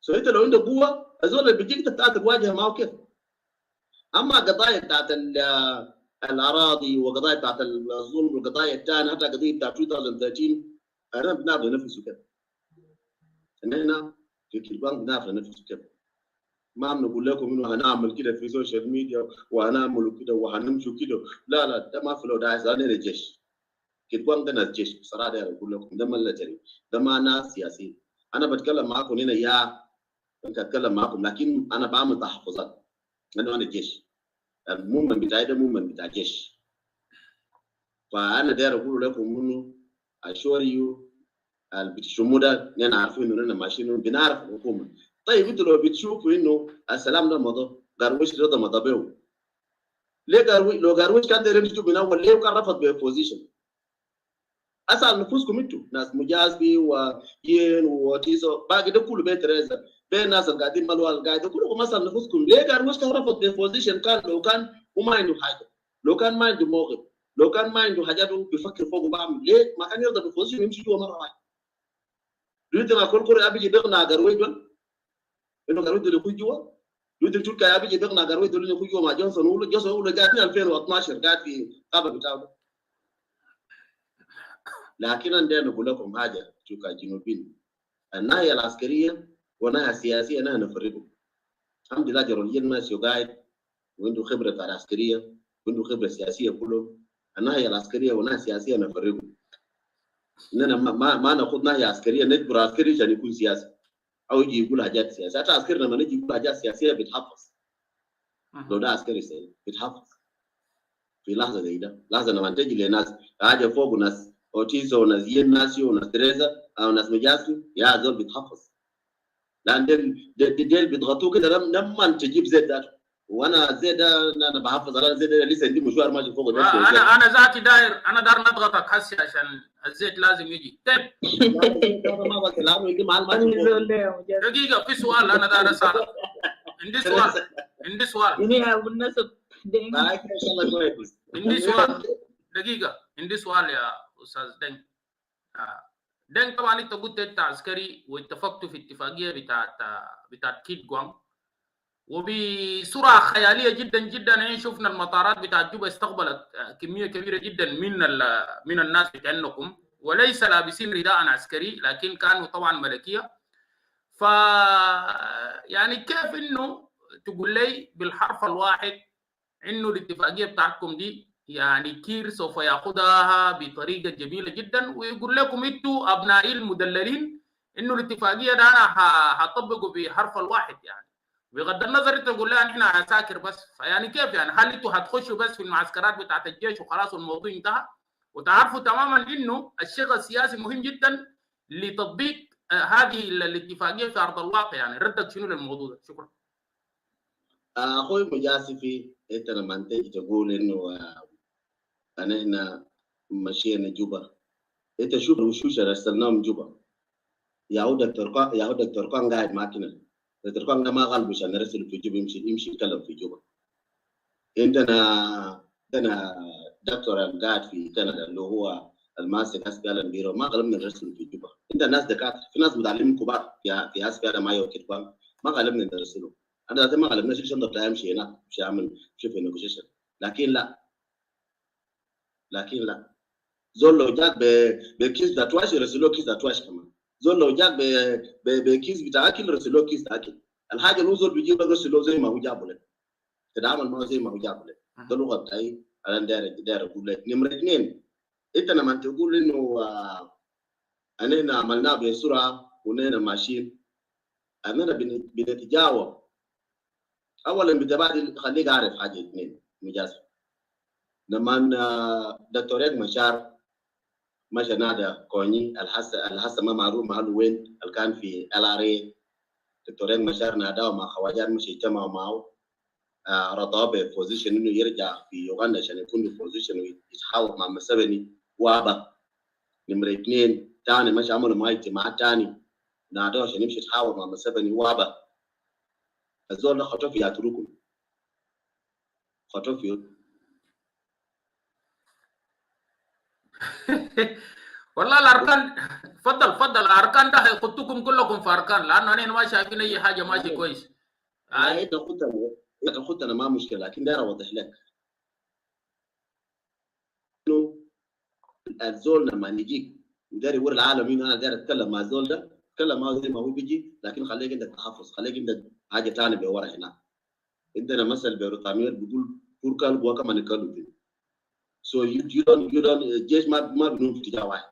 تقول له كويس انا اعمل حاجه قرن لما بدا سلام، لما بدا كلام النيغوشيشن مع حكومه بتاع خرطوم، في كم وفود كان قاعدين يمشوا لابوجا، في كم وفود بيمشوا كان مالك بدو من ابوجا، بدو من نادمين اريتريا لحد ابوجا لحد ما جت ملف في نفاش. وما رفض انه قرن رسلوا اليوميون، رسل ناس في ناس قبل ما قرن يمشي، في ناس قرن قاعد يرسلوا بيمشي بيفاوض بيتكلموا، رسل ناس كثير. نفس كذلك انت بتبدا تفاوض، انت زول عسكري زي مو عسكري، انت ما ترفض بكلام عشان ما ياخذوك في ركن ثاني. انت تقول لهم كويس انا موافق، لكن خلي زول يخرب 3 شهور. ده ما كثير يا جماعه، خلي 3 شهور ده يمر. بعدين بنشوف نتجاوب معهم كيف تشوفوا الجواب. بعد ما 3 شهور تعال سالونا بعد 3 شهور، قلنا 3 شهور تاكم انتهوا وخشيتوا جوا او شفناكم خاشين جوا. لكن 3 شهور انت الرئيس انا ما يتحرك، حتى انا بتاع ما يتحرك. شو قاعد تضغطونا يا جماعه؟ مولوا سلام ودايرين في عالم ده عملوا ريك مشار جابوا UN جابوا منو جابوا ترايكا، ده حصل شنو مشكله جابها؟ انا هنا ماشيين بقصد. لو قبل لنا لو عندنا 1730 قدر يوصل لحد كونغو، لكن دول احنا دايرين 25,000. في كلام ثاني في هذا 25,000 ما في كلام. شكرا، ما في كلام. شكرا جزيلا يا دين استاذ دين. يعني أنا بشكرك جزيل الشكر، والأيام طبعا تحدد، لأنه قبل كده تحدثنا في هذه المواضيع وقلنا إنه هؤلاء الناس من ضمنهم يعني رياك مشار إنه مشوا ودخلوهم في فتيل في جوبا، والفتيل ده بيفتحوه بسيط كده عشان يتنفسوا، والكلام ده طلع حقيقة. فالأيام سوف تظهر إذا كان مثلا ما في إرادة سياسية من كير ذاته أن يطبق هذه الاتفاقية بتاعت الخرطوم نمرة 2 في عرض الواقع، أن يجيب سلام في جنوب السودان ويكون في جيش قومي في جنوب السودان من خلال الاتفاقية بتاعت كيت جوان، لأنه هم كشق عسكري ضخم جدا جدا. الأيام سوف ترى ذلك. anyway خلينا نمشي قدام، ندي ويليام فرصة. أنت خليك معنا يا أستاذ دين، لو في اي حاجه نحن بعدين نديك فرصه، ندي فرصه لاستاذ ويليام. والظاهر انا شايف استاذه تريزا، مولانا تريزا هتكون عندها فرصه بعدين. استاذ ملول برضه داري يرد بعض الاشياء، وبعد ذاك ندي جنرال يلميتو يعقب. شكرا. Okay, brother Majazif, and all organizer, brother General Yan, Odisa, Dan, Reza, Marwa, and كل الحضور. أنا بسلم عليكم. الموضوع اللي أنا بتكلم فيه ده موضوع مهم جدا للدولة بتاعنا. درب نفسك في المايك شوية يا أخوي. شكرا. اوكي. يا أنا قلت الموضوع اللي أنا قاعد نتكلم فيه ده موضوع مهم جدا، لكن خلي كل واحد يسأل نفسه SPLA لما كان داير يشاكل مع حكومة السودان. All of us, we Southerners, we are very proud about them. بالانتصارات اللي عملوه والبالعزام اللي عزموه بهم. لغاية لما أصل Nasser Declaration, this is where we lost a lot of our people in both sides. But again, our leaders, they come around and then they come in one side. لغاية لما وصلنا لشنو؟ للريفرندوم. لما وصلنا للريفرندوم فرصة ده كان فرصة ذهبية بالنسبة لنا الجنوبيين. لو كان عندنا غاية كويس عنده الأفكار دير الجنوبيين عشان ياخذوا رأي. I remember لما وارد بولينا متيا وبقى العذاب الجنوبيين تعنين ديل لما جاء كله كان في حاجة بإني بعد الريفرندوم لما يجي نين بنعمل المؤتمر الدستوري اللي هو اتفاق جنوبي. على ضوء اتفاق جنوبي ليونينا لقينا التصويت 90% ما حصل هم دايرين ريفرندوم، لأنه العذاب اللي كان لقيناه من السودان كان كثير. but عشان تعرف بإن كان في بقولوا الأجندة ما معروف خطهم تاني among SPLA leaders. جاء أصل fake coup اللي كان أصل in 2013 والهدف بدأ الحرب الجديد كان ديرو يستبعدوا الكادر معين within SPLA. يعني هذا كان أصل within SPLA. It become a power struggle now. هم كان فاكرين بنا حاجة ده يمكن بنتهي حاجة بسهولة. يعني نينا بنشيل المجموع ده ونحطهم في السجن ونقول لهم نعمل انقلاب عشان ما حيكون انه فرصة ثانية للانتخابات والموضوع ينتهي بسهولة. But look, we lost our people. ناس قتلوا في جوبا والعرب اشتد لقان وصل لمناطق ملكال كان مدينة بعد جوبا دمروا كله. مدينة بالكامل كان population بتاعه almost 1 million دمروا كله. ده برجع لشنو؟ للسياسات بالحكومة.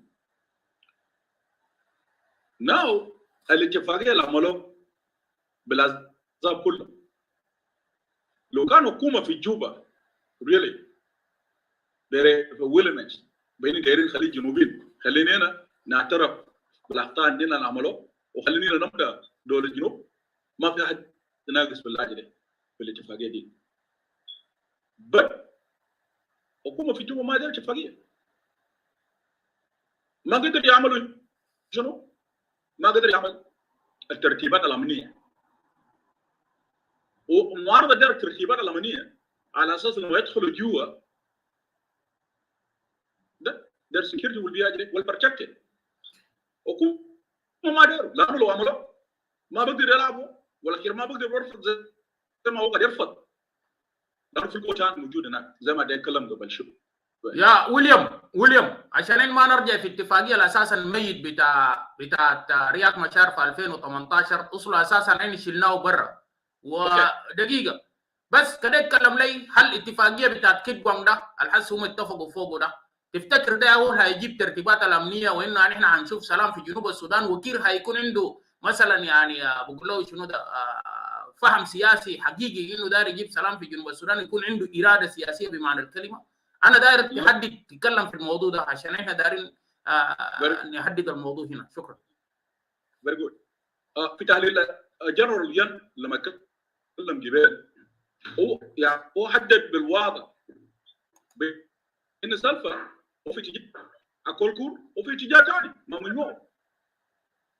اكولكور وداير يكون رئيس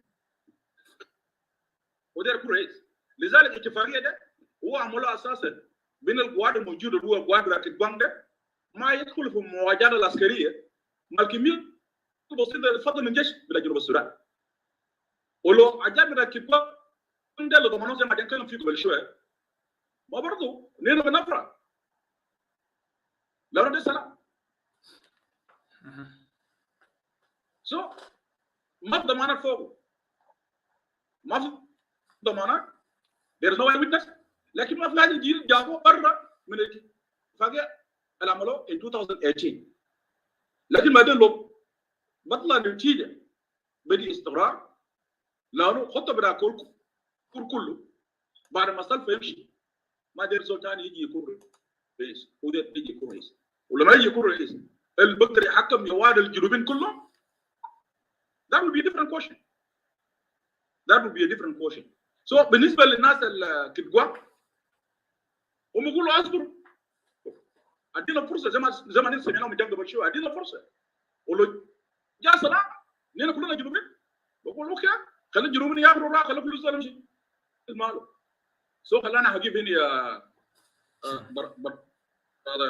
اوكي شكرا ويليام برادر ويليام، شكرا جزيلا للكلام بتاعك. لكن بعد 3 شهور انا هاجي هنا واسخن الموضوع اذا الموضوع ده ما ماشي بالطريقه الصح، لانه ما نحن قاعدين نقول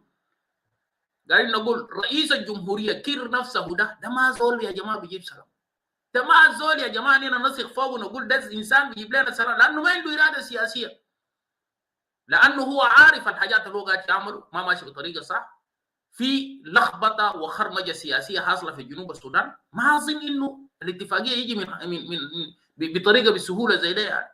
حتى ما في ضامنين ولا بتاع، بس ناس كده بس بوب بوب بوب الناس مشت، ما في ضمان يا زول. ما بيخنقوك جوا هناك بيدخلوك في فتيل، هو رياض دخلوه في فتيل اليوم الليله ما قدر يقول حاجه. ناس حسين عبد الباقي خشوا في فتيل ناس باقاسوره، هؤلاء كل الاخوه انا ذكرت الكلام ده في لايفات كثيره انه دخلوا في فتايل كل واحد بفتيل بتاعه وساكتين، حتى بيقوا ما قاعدين يتكلموا في المناطق الفوق، حتى شنو النزاعات القبليه بتاعت الابقار، وحتى المشاكل الفوق المياه. كويس، المياه والناس المتشرده اللي قاعد تركن في المياه سواء كان في الجنقليه ولا في على النيل، كويس، ما يتكلموا في حاجه. كويس، ولا يوم احنا شفنا مؤتمر صحفي زول بيتكلم عن حاجات بالضبط كده يعني دارينها ابناء جنوب السودان انه ما طبقت على ارض الواقع. anyway خلينا ندي فرصه لمولانا تريزا، وبعد ذاك ندي استاذ ملول، وبعد ذاك نخلي ين متيو يعقب في حاجه، ثم بعد ذاك ندي استاذ رجب هنا. شكرا. شكرا جزيلا باشمهندس مجازف للغرفه والتوبيك في نفسه. وانا بشكر برضو دكتور اندرو، برغم انه بعد من كلامه انا ما حضرت قبل، انا كنت في محاضره.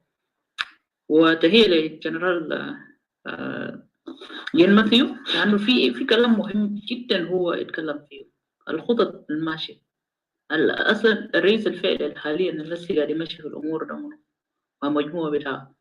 فالكلام ده يا مجازف أنا بتمنى إنه الغرفة دي يعني ما نفقد التسجيل بتاعه، لأنه الحاجة دي مهمة للجنوبيين هم يعرفوا شنو قاعد يحصل، خاصة الأحداث اللي هسي بتمشي في مناطق بتاع مورلي والتقسيمات اللي قاعد يحصل هسي في داخل الجيش بتاعه. يعني بقى عملية بتاع التقسيم المجسم والتجزئة المجزع. شفت كيف ده شغل منظم وده شغل خطير جدا، فالجنوبيين لازم يعرفوا شنو قاعد يحصل. فحسي زي دكتور رياض مشي بتاعه هناك ده دي يعني العملية بتاعته بتاع الجيش اللي هو المشى معاه ده وقاعدينه في كونتونمنت وما كان بديهم يعني اسم شنو الحكومة ما بديهم النسيسري يعني اللوجيستيك المطلوب. دي كلها عملية مقصودة عشان مثلا الجيش تبدأ شنو يعني تتزمر. يعني they will start to talk ويقولوا هاي ما قاعدين يعملوا ما قاعدين يجيب لنا، لكن الأساسي ده حاجة مقصودة. وبعدين يعمل ديفكشن، من ديفكشن طبعا هيمشي للجانب الحكومة، وده بيرجع برضه لأنه للتفكير لبعض القيادات اللي مثلا بيكون في الجيش أو في التنظيمات العسكرية أو الموفمنتس ده، الأغلبية بتاعهم ما عندهم الوعي العسكري، والبعض منهم طبعا بيكون عندهم خلفية بتاع إنه بيقودوا النزعة الشخصية في المقام الأول. وده بيرجع لأنه مثلا للرؤية. يعني مثلا الناس دي لما مشت لما كان جاء جيمس أوشان أول داك كده شوف هو جا شنو، زول جاء لجوبا وبعد داك مشى غير لسانه لما مشى طلع. برضو يا هو عندك الثاني داك اللي كان في مش في كجي اسمه منوتا لوكوجان، موسيس لوكوجان. لما جابوه اصلا كان جايبينه عشان تحقيق، لانه قتل بعد من 3 جنرالات اللي كانوا زملاء معاه، لانه هو كان بيصارع عشان منصب دايرين يرقوا به. هو لما حصل الكلام ده دايرين يعملوا تحقيقات، اكل كور جامل معاه دين. هو لما رجع ورا لكجي هناك في المزمن ده، هو بقى راجع على اساس انه هو بقى زول تابع حكومه. شفت كيف؟ فبقى بدا يمشي شاكل في قوات بتاعه وبرضه في هناك في السنترال ايكوتوريا. دي سيم ثينج انت بتشوف لما وشان برضه ورجع على اساس انه بقى بيشاكل قوات بتاعه الفضل بهنا القوات بتاع اسمه شنو ده بتاع رياض وينو الحبل جرار لحد ما احنا نفهم الحته ده. زي ما احنا شايفين انه اكل كور برضه يا هو قاعد يفهم شنو يقصي مرلي برضه بسلاح ما حبا في مرلي باي ذا ما قال عشان اكل كور قاعد يحب مرلي، لكن هي يوزنج ما ده ياخذ ذات البروكسي وو وده ياخذ شنو الحرب بالوكاله. هسه مش شغالين فيه يعني ده شغل منظم جدا. فقبل المعلومات اللي قاعد يتكلم فيه جنرال ماثيو ده دي معلومات المفروض اي زول جنوبي يخطو في راسه. وطبعا يعني السياسات بتاع حرب الوكاله دي معروفه حتى في كلاب هاوس هنا. انت شايف في مجموعات كثيره فاتحين غرف، جزء منهم كثير من ده تابعين لجهاز عديل كده اللي بيفتح غرف بتاعهم زي ناس اسمه شنو الزين وناس منو وناس قوات ده كله شباب بتاع الجهاز. يا هو زي ده اللي كان قبل طلع هنا ده كله جماعه بتاع بروباغندا. ده كله وسائل بتاع الاستخدام عشان كيف انه يدلل يعملوا دعايه وكده. دي شغل موزع. فعشان كده احنا شنو احنا لازم نعرف احنا قاعد نعمل شنو. والغرف دي موزعه يعني مثلا اللي هم بيمارسوا فيهم حاجات ده. لما نزول زي جنرال ماثيو كده مثلا يجي يتكلم في اشياء زي ده، احنا النقاط دي ما نشوفها باذن الله. ده حاجه سايد يعني زي ما قبل برضه قال دكتور اندرو وكان قال دي معلومات يعني ممكن تقول ده بانه ده very يعني accurate information هو ما هيختلف معاه. وده المفروض اي زول قاعد يحارب حكومه ده المفروض يستفيد من المعلومات دي. فشكرا مجازف. انا بكون قاعد وندي فرصه للناس ثانيين. شكرا جزيلا. شكرا مولانا تريزا. انا بشكر الناس الحسي جو. طبعا مولانا سالم هو كان بيمشي بيجي لانه هو من المودريتورز. استاذ ملول، الظاهر انك حاجه كنت داير تضيفه للمجموعه بتاعت كيد جوان والموضوع ذاته. يعني انا داير نقول حل كذا خلي ناس ثانيين عشان انا كمان ما هنا. استاذ ملول تفضل، وبعدك نجي لرجب وندي فرصه لباقي الناس. انا كنت داير اضيف حاجه بسيط بس. تفضل. مجموعة تأكيدهم، لأن أنا ما قلت حاجة عنه. أنا طبعا ذكرت الكلام أيوه الأم. مجموعة تأكيد جوان بصراحة دي برضو زي ما قبل يعني في كلام كنت بتمنى إنه لو في ناس ثانيين ما سمعوا يكون كان يعني يجي يسمعوا الكلام ده. زي ما قبل ظهر بأنه في ضغوطات، وده صحيح، وبرضو أكدوا دين وأقول زي ما هو قاعد يبني تحالفات وقاعد يجهز نفسه على فكرة. مولانا تريزا صوتك بقى راح.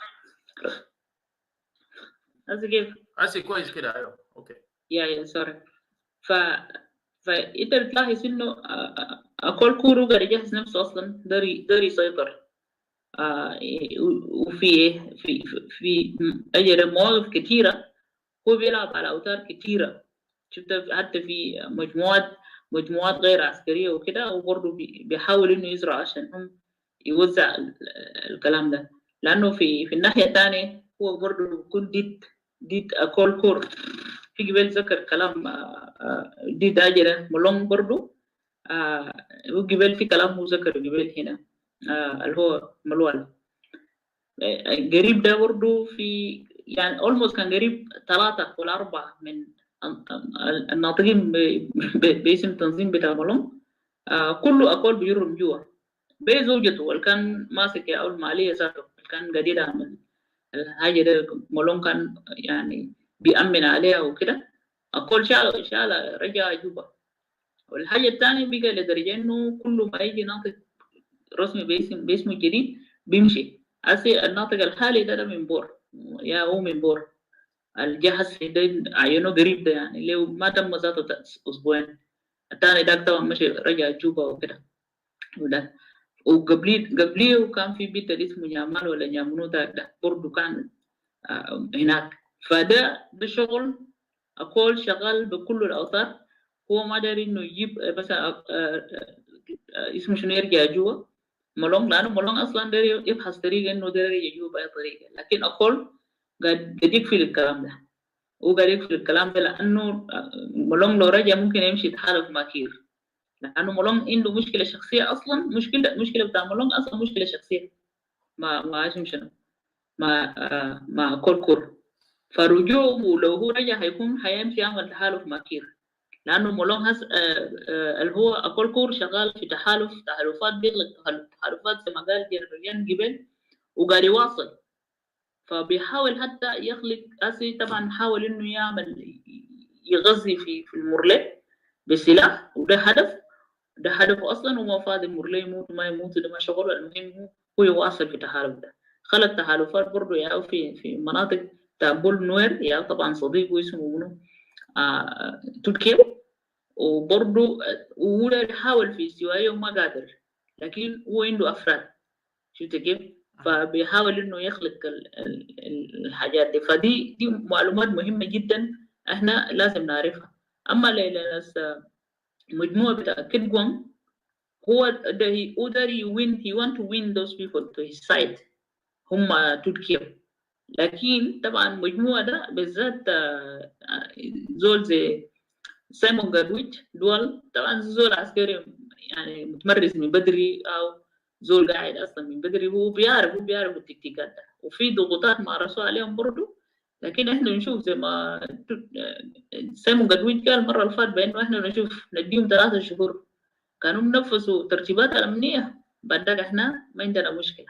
لكن كمان نفذوا بعدك نشوف يعني شنو الموضوع ده هيمشي وين. ما غاب ده قاعد يعني. شكرا جزيلا. شكرا مولانا تريزا. هنمشي سريع كده لاستاذ ملول.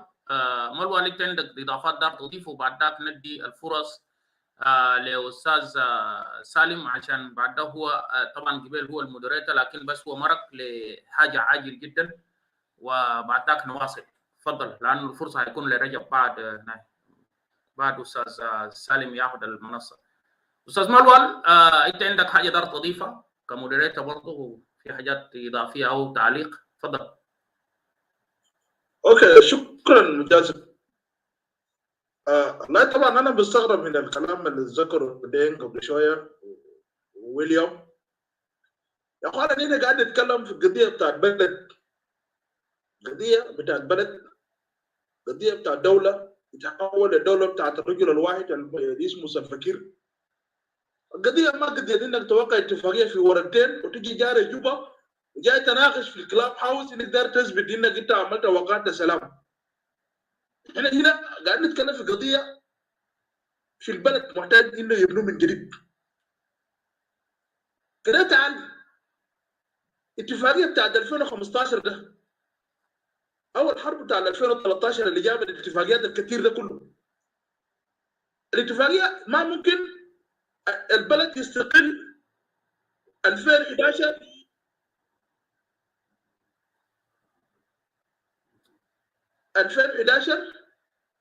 ويجي 2012 2013 والناس تقوم توقع السلام،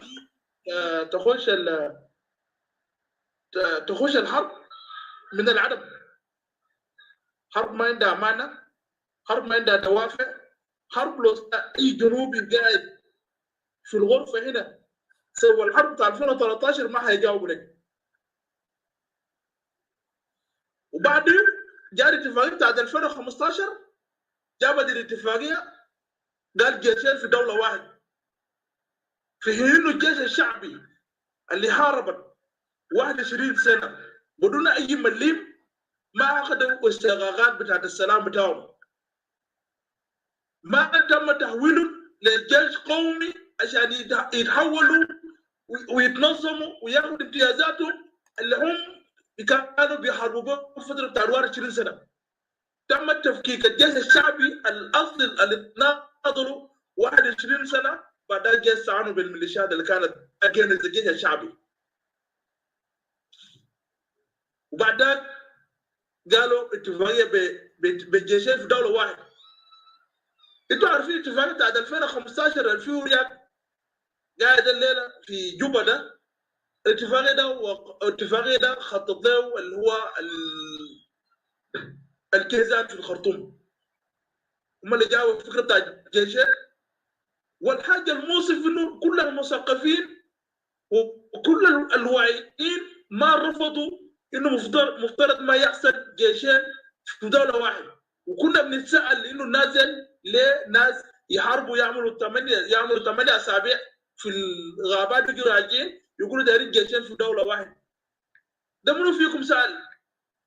الفكره بتاعت جيشين في الدوله الواحده لما جات في السودان الواحد كانت وفقا لضمانات. اعمل ميوت لنفسك يا دك. انا ما فاهم لا تكلم الاستفزازات ما صح منك، عليك الله يحترم نفسك واحترم بعد يا دك انت قبل اتكلمت انا بتكلم في حاجه.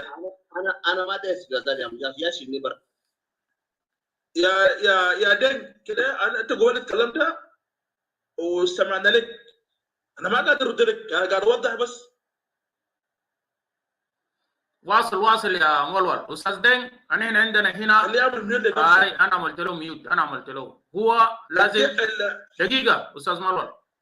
استاذ دين انا هنا قاعدين نتحاور، انت لازم تخط في بطنك تلج ومويه بارده. الكلام ده لو ما بيمشي ما في زول بيفتح المايك بتاعه عشان يرد للثاني. ده نظامنا كده، انت انتظر زمنك بعدين تعال رد الحاجه اللي انت داير ترد عليها من فضلك. وانا من بعد ما استاذ مولول حينتهي هادي المنصه لاستاذ سالم عشان يدي رجب والناس الثانيين. شكرا.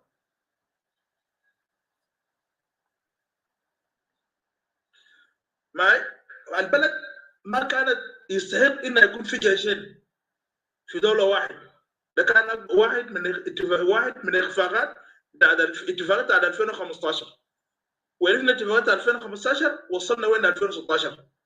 بنتكلم يا اخوانا للامانه والتاريخ، بنتكلم للقضايا المفترض البلد يكون فيه جيش قومي.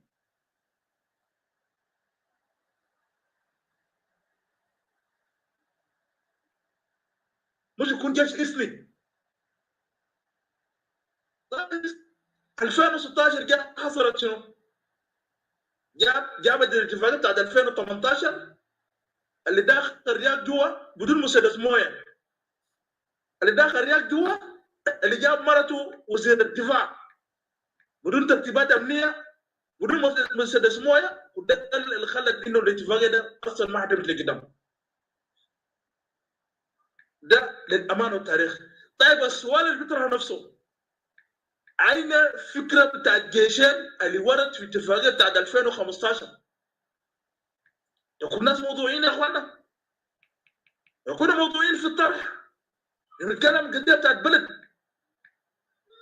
يلا تعال انت وقعت اتفاقية اتفاقية 2015 جبت الجيشين بدون ترتيبات امنية، بدون ما تتكلم عن المؤسسات بتاعت الدولة، بدون ما تتكلم عن اي حاجة، وجيت عملت اتفاقيه بتاعت 2018 انت البند بتاعت الجيشين ما جات وردت، وما جيت ضمنت وقعت الاتفاقيه ودخلت جوا بدون اي ضمانات.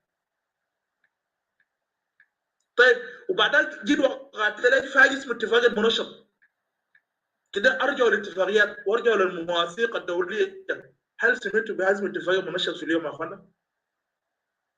في حاجه اسمها اتفاقيه انحرت، نادي تيجي تتفق، تيجي تبدا في اتفاق من جديد، تفاوض من جديد. طيب لو اتفاقيه منشط بالمعنى افترض كان الفكره بتاعت الجيشين كان يستمر. الحاجه ده اقوله مهما كانت البلد تحكم بالاراده السياسيه، بلد تحكم بالاحزاب السياسيه والحركات السياسيه. بالمعنى لما تيجي تقول لي الاراده السياسيه ومشروع السياسي واللي انت داير تحكم به الدوله ما موجود، وترفض السياسيين تقول لا ماذا نتكلم في الاطار العسكري، لا ما العسكري بيحلف انه بيحمي الدستور، والدستور ده واحد من المؤسسات بتاعت الدوله، بالمعنى الولاء بتاعه بكل الدوله. ده النقطه انا كنت داير اوصل عليه، انه نحن بنتكلم في قضيه بتاعت بلد، بالمعنى بتتطلب الناس تتجرد، انك تطرح فكره، تطرح مشروع يكون جامع، ما بس على نحن نتكلم قضايا سياسيه ساكت. وشكرا. يا شكرا الأستاذ مولى العيق داو، وأفتكر مداخلتك كانت شيقة وردود في محلها. أستاذ مجازف أنا بعتذر برضو لخروجي من الغرفة اللي ممكن يكون لها عمر طارئ، والآن أنا رجعت يعني، وأنا ممكن أحاول أوزع الفرص للإخوة الموجودين. فكر دين يتحدث، الفرصة ممكن تكون لأستاذ رجب مهندس، مرحبا بك. منه بعد ذلك نمشي لهونربل أدرا يعني. مرحبا بك. اوكي شكرا جزيلا. اساسا انا جوين شويه ليت، بعدين انا ميس كثير من discussions ده، لكن زمان كان اسمع لاستاذ جنرال دين كلمت agreement المون مادا، وده عندي سؤال واحد لجنرال دين. اساسا لناس اللي يعني lawyers زي سيستا تيريزا، إذا بيلقوا كان مثلا تقدر تشتروا حاجة ولا كده، حاجة المهم ممكن بيطلبوا منك قال تعال بجنسية ولا شنو عشان بس بيتحقق بتاعك بيسمونه كده. Now, then أسأل أستاذ Matthew, then the agreement you signed is between your group and the SPLM-IG. And I'm afraid if you really take this agreement serious, SPLM-IG does not exist. The legal entity in the country is called the Revitalized Transitional Government of National Unity. And if you wanted to sign the agreement with SPLM as a party that is headed by President Salva Kiir as the chairman, and the Secretary General is Lamport, as you know, it is called SPLM. That's the name you find in their documents. The name SPLM-IG does not exist as a legal entity anywhere. These guys, the group that signed the article, RRCs, this current peace agreement, signed under the name Transitional Government of National Unity. And this name has a mandate from the previous agreement of 2015. So how do you take this agreement really serious when you signed it with an entity that does not actually exist? That's the question I wanted to raise. Thank you.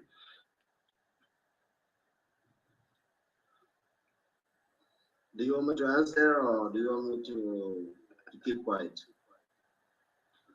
Well, I posed the question so I could get clarification, and I would be glad if you could answer. Thank you. Yeah, Fadal, then I have job. Yeah, thank you. Let me answer you in English. First, the agreement that we signed as the people of Gwang was the IG, or you call IG, or was the government. Who is the head of the security of the Republic of South Sudan? Is a Kuong A, and he was there. And what we signed in a security arrangement. And who is the advisor of the President of Security, Stutt. We signed the agreement with them. That's security. We signed a security agreement. Even no matter you look at it in different angle, in the political way you look at it, we need the paper to be signed, president, and this and this. Those people, they have influence in the president. And those people, they're working with the president. And that person, we signed agreement with him, he's the one advised the president in the security. And we signing the security arrangement. I hope you get my English correctly. So when you come to sign, when we later on go in, we are South Sudanese. Even sometimes we don't need to bring, when we brought IGAD, we brought all those things in time of Dr. Machar. What happened? Did the agreement went through? No. We signed this one man to man. Let me tell you honest, it's a military, it's a man to man. Take it from me or leave. We signed it man to man. If it doesn't gonna work, we will go back to where we are. If it's work, then we will have a plan B, what to do next. Let's wait for the 3 months. If the agreement went through, and then come and ask me, say, okay, now you are agreement in the military on the security arrangement went through, what is your next step? And then I will tell you my next step in politics or in a politician way. But now, if you try to tell me, asking me to speak in politics, and tells you I need to include, I need the ID to include. Did Teresa, if he live in South Sudan, did he need the ID in South Sudan to know to verify him is from this tribe? Teresa know who is Teresa. Everyone know who is Teresa. Did you need that? Sometimes you don't need to know what is your father and where you come from. So as long we sign agreement with the government, if you're waiting to sign your agreement with the government, with the international in the Rome, or go sign in Nefasha, in somewhere, did they put your agreement in action? The NAS signed the agreement with them for a firearm. Now they're still fighting. They're fighting us. Is that they put the agreement in the right place? Ceasefire. They signed the ceasefire. Did they implement the ceasefire with what the NAS? NAS is still implementing the ceasefire. But the government did the government implement the ceasefire? No. The same question you're asking me. I didn't sign my peace agreement with them that is going to be including all the countries, all the world. I signed the agreement of the man to man. And listen to my word carefully. Shil al-Kalam they forget a rajil marajil. Fartak. Nana gadin yumkinu. Masha kwes. Anina ma darina nasayisa, unago nahandisa, unago nabniya, bed banana. Whether banana khashab or banana batub the bed. So ana dena kula kalami kazol ana ma barb li badawi. Ajata siyasa na barfu lakin ma fdale zaman da fudoran. Mem das darin la zizua kubulo zait kubulo basal wa yamlo mem khali lakin haka na madiyana لو ماشي وقف قدام بنعرف نعمل شنو اننا ما قاعدين اننا لو ما ناس عندنا وجود ليه دون يمضوا معنا سلام اننا لو ما عندنا وجود ليه كير in the beginning رفع حصاننا لكل انسان اللي كان هنا ده الانسان اللي كان ودار يعملوا حاجه ليه بنفس اليوم بديناه الليله هل عملوا لهيك مشاكل ما عملوا لاي جريمه عملوا ما عملوا لكن الجريمه ده شو عملوا شنو شوف ثاني يوم ما نزل الليله وعمل شنو؟ عمل ديجري وكيزر بنفسه عمل ديجري ثاني يوم. That's why you will know أنا الجيش. أنا ما مواطنين جايين نتكلم حاجات بتاعت إنه لذيذة ونهندسة ولا لا. أنا كلامنا أبا كويس. أراكون من رجال ماشي فوق ورضا هاي أراكون كأوس خلاص انتهى. ده ما هذا له جرجرة ولا بليفو. وشكرا. Okay, thank you very much for this response. Salim, if you'd allow me just to make an additional comment. I want to actually commend you guys of Kit Gwang and Biagwele for discussing a South Sudanese without foreign interference, which is a very good thing. If we want real peace in South Sudan, we should see the president himself calling down all these opposition groups and say, we are South Sudanese, here is a problem facing all of us, let us address it. So that step of negotiating as South Sudanese alone is commendable. The problem here is where now you signed an agreement, as I said earlier, but when you were explaining, you even made it worse by saying this Akolkuru was there and Tutke was there. We are familiar with what happens in South Sudan. These guys can be fired anytime. So you cannot bank a whole agreement on individuals. The institution that signed the agreement with you is a deceptive institution. It doesn't exist. And individuals that you are banking on are appointees. They can be fired anytime and they can go away. So the agreement doesn't have a strong basis and a clear legal authority. That's where it is even at more risk than the 2018 RCs. But I will leave it at that. Of course, as you said, let's see how it goes. Thank you. Can I say something, Solomon? لا شكرا شكرا شكرا دين تجي لاحقا. شكرا استاذ رجب. خلينا نمشي طوالي مباشر ل honorable حاضر كويت. مرحبا بك. شكرا جزيلا. شكرا moderators. I want to give you a special thank you for honoring me to be here and to say something. I was listening down, but even I didn't think that I would talk, you know, but when people talk, there are the things that touch you and you feel that you can say something about it. I appreciate this time, all of you, the moderators, Majazif, Yin, and Desio.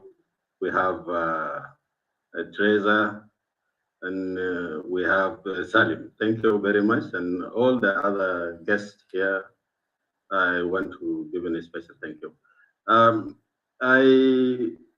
I just came in. I am one of the people who is here. I live in Juba. That's one important thing also, so that you will also hear from my sounds when I will be talking. But I'm not affiliated to any party here. I've been in politics and with different parties. I tried everything, and then I came and I sat where I am sitting now. I have my opinion in things that are going on. But I want to tell you something about Agwelek. And this is very important, being a Shuluk also. And I think I just assume that I have something to say about Agwelek, not Kit Gwang as a whole, because those of Deng Tong is there. He has already talked much about it. And then there's another doctor who was talking before. I just got him when he was finishing.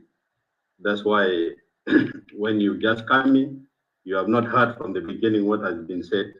You rarely talk because you may step on something that has not been or has been mentioned, and it's not the way you talk about it. So this is why I want to come in about Agwelek. And the reason I want to talk about Agwelek as a group is just to let some of the people here know how did Agwelek come up. Agwelek came up as I think there is one of the guys called Zol here who is not muted, and it's very important to be muted if the moderator is there. Yeah, Zol Hagani. Okay. Yeah, I'm on mute. Thank you. Thank you. Hello. أنا حكي للبلاد لغد أنا دي كلام ده أوصل لكم. أصبر دور بيجي زول حقاني دور بيجي. يا واصل. Okay. Yes, I want to talk about Agwelek because it's one of the issues that I can contribute into. We know there are much things that we can discuss on national level. All of us, we are national leaders and we have much to talk about all of this. But then the reason I want to talk about Agwelek is a group that came up in the Chola land. And their purpose of coming up and forming that group is the land issues. That the land of the Chola has been grabbed, and then they have the only option for them is to take up arms and fight for the land. They don't have any political things in their agendas. They don't have any other thing. Their issues is just land. This is what Agwelek took arm for. When Agwelek came by then, when they came and joined IO, we were also in IO by then. There is a long way to talk about it where I am now. But then Agwelek was not fitting into IO for one reason. The reason is that Agwelek does not, Agwelek does. طيب بالنسبة للناس الموجودين في الفيسبوك أشكركم جزيل الشكر وأقول لكم وإن شاء الله يعني دامت أيامكم وهنكون في لقاء آخر في موضوع سياسي آخر. فالآن إذا دارين تنضموا علينا انضموا في الفيسبوك سوري في الكلاب هاوس لأنه الوقت بتاعتنا انتهى 4 ساعات في الفيسبوك وكونوا دائما في أمان الله. فربنا يديكم الصحة والعافية ونتقابل إن شاء الله في يوم آخر في نقاش آخر وكونوا دائما سالمين. فالناس الموجودين طبعا نشكركم جزيل الشكر.